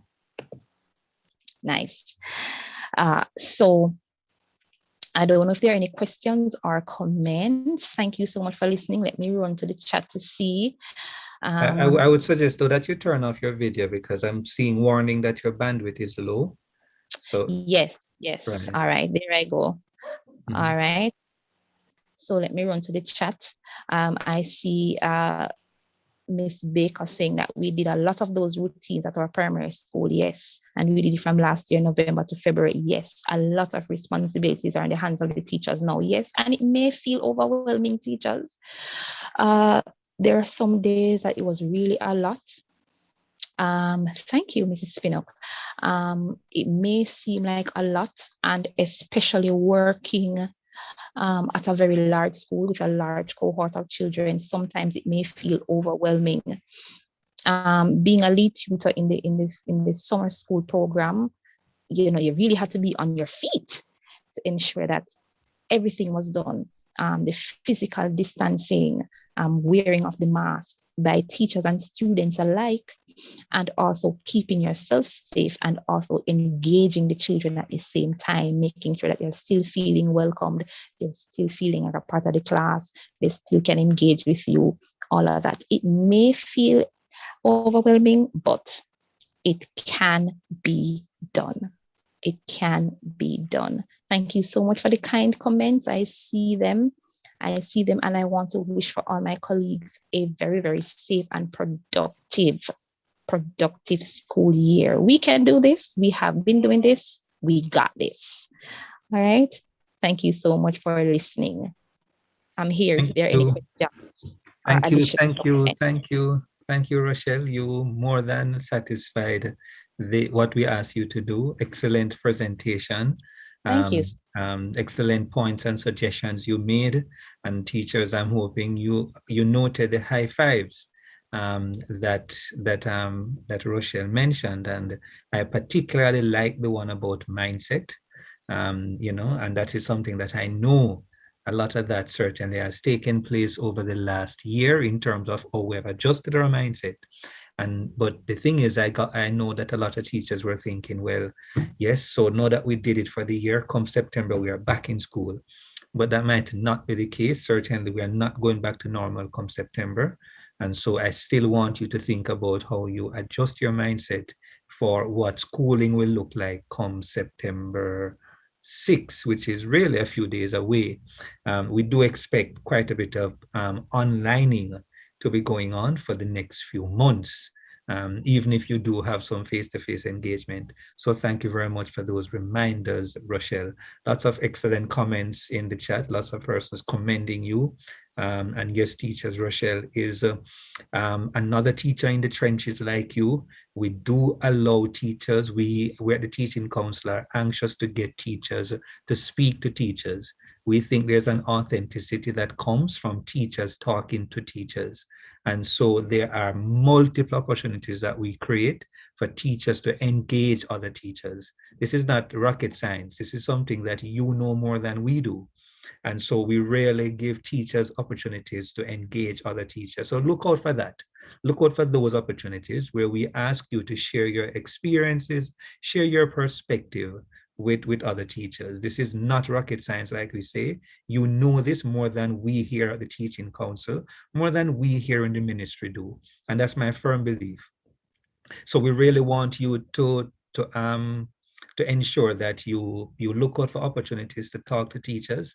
And this could be you next month, doing what Rochelle did this afternoon, sharing an experience or sharing some insights on a topic or on a particular issue with your colleagues. So thank you again, Rochelle. Are there any questions, comments, concerns regarding what Rochelle shared this afternoon regarding keeping teachers safe that we need to address teachers?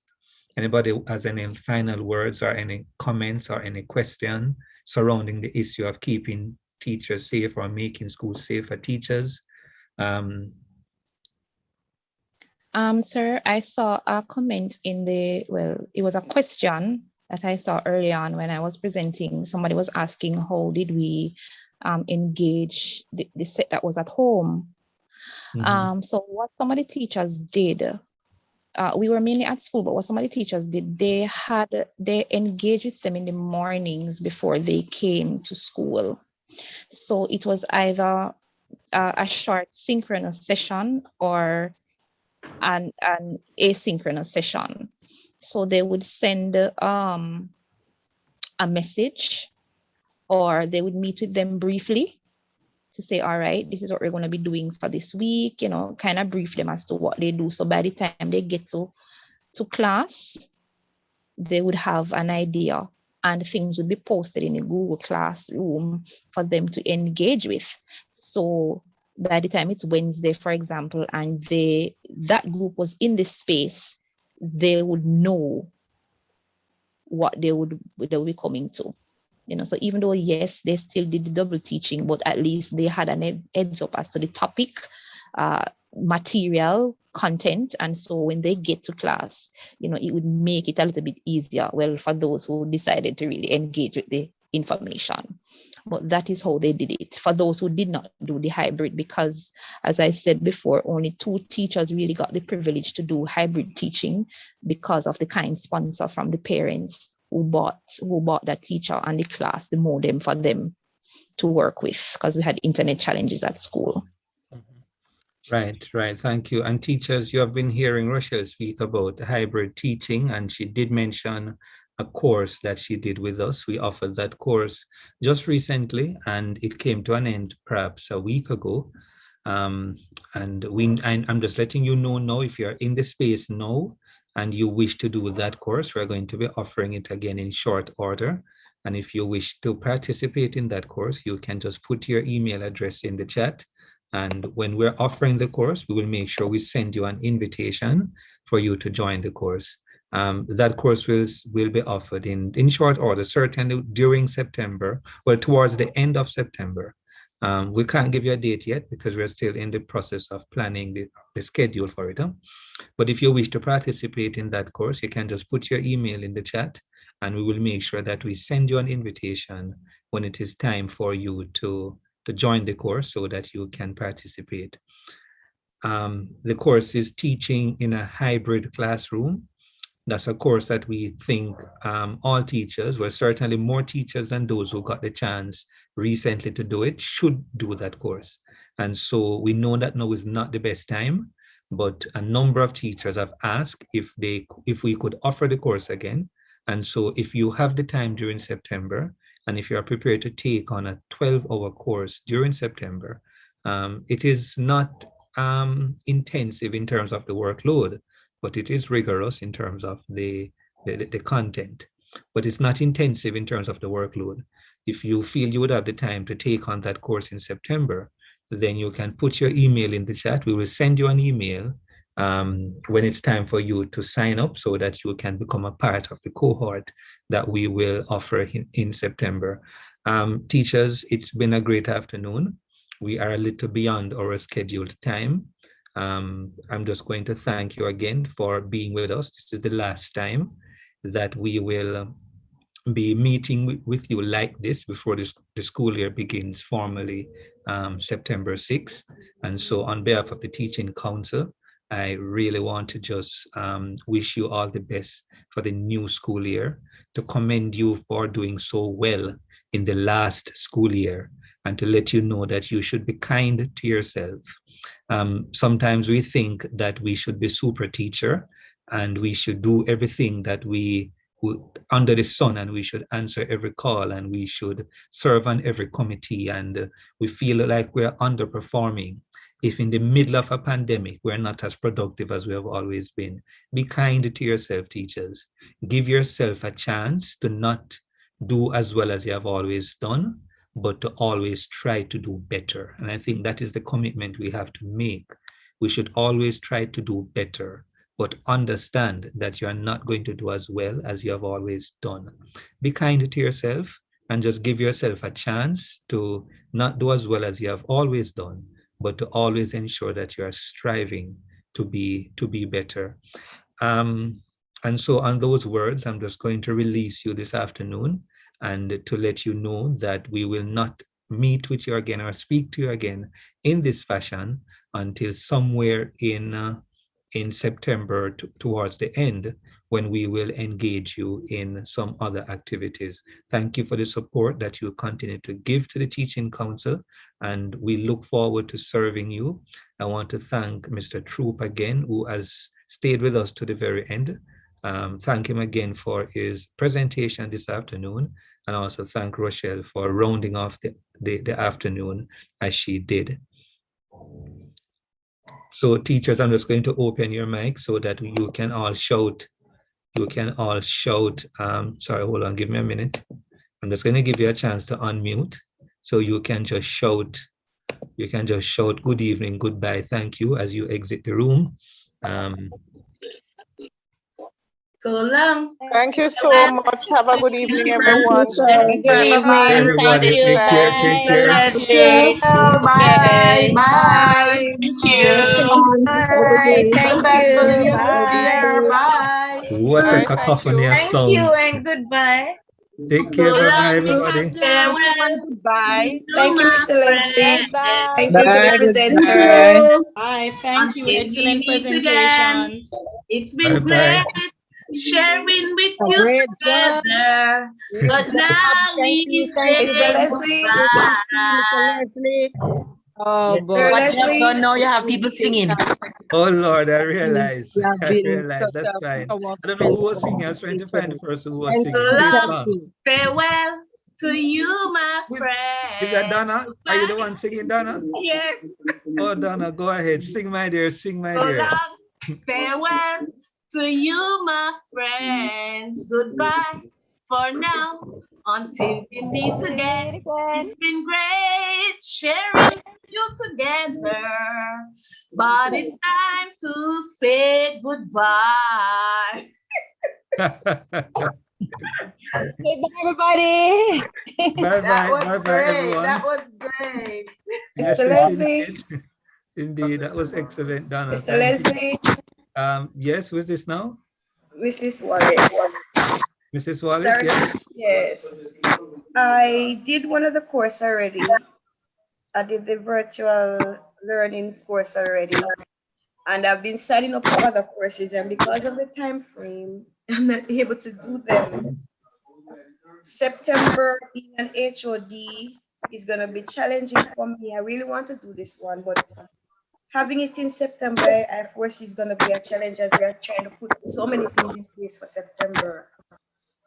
So could it be done later on? We may do it later on as well, but the teachers who wish to do it have indicated that they would want to do it now to prepare themselves to start teaching in a hybrid setting. So we don't have a lot of time, to be honest, but we are not averse to doing it again afterwards. Okay, because sometimes when even the ones that you had, I think it's for July, I was still at school busy trying to get the students ready for exam. Yeah, I'm so sorry. Yes. Yeah, but yeah, we know the schedule can be a little difficult, especially if you are heavily involved in school. But you know, we really try to offer the courses at a time when we think most people would be able to do it. The truth is we never intended to be doing any course in September, except a number of teachers have said they really want to do this course again. And so I really want to do it too. Well, we will send you an email. Did you put your email in the chat, Mrs. Wallace? Yes, I did. Okay, well, we'll send you an email when it is time and you can let us know if you can join us. All right? Okay. Thank you. Question and then Sir Leslie? Yes. One last question. Sure. How do I, if I want to get the certificate that I already done sent to me via courier, what's the process, please? Well, we send certificates electronically by email. We give you a number, you go and you access. Are you a registered teacher with the Teaching Council? Yes, I am, as far as I know. Well, I would have to check. I don't know if you are. But yes. And to be frank, which I don't want to start. I think I had to be in order to register for that course. Well, I don't know, and I'll have to check, and I can't check where I am now. But we check your registration status, and we send you a mail once you are registered with your certificate that you can access electronically. All right, teachers. I really do have to run. I would appreciate that. Thank you. Sure, no problem. Have a great rest of the afternoon. Take care. Thank you, you too, and thanks much. Yeah, man, no problem. All right, teachers. Bye-bye.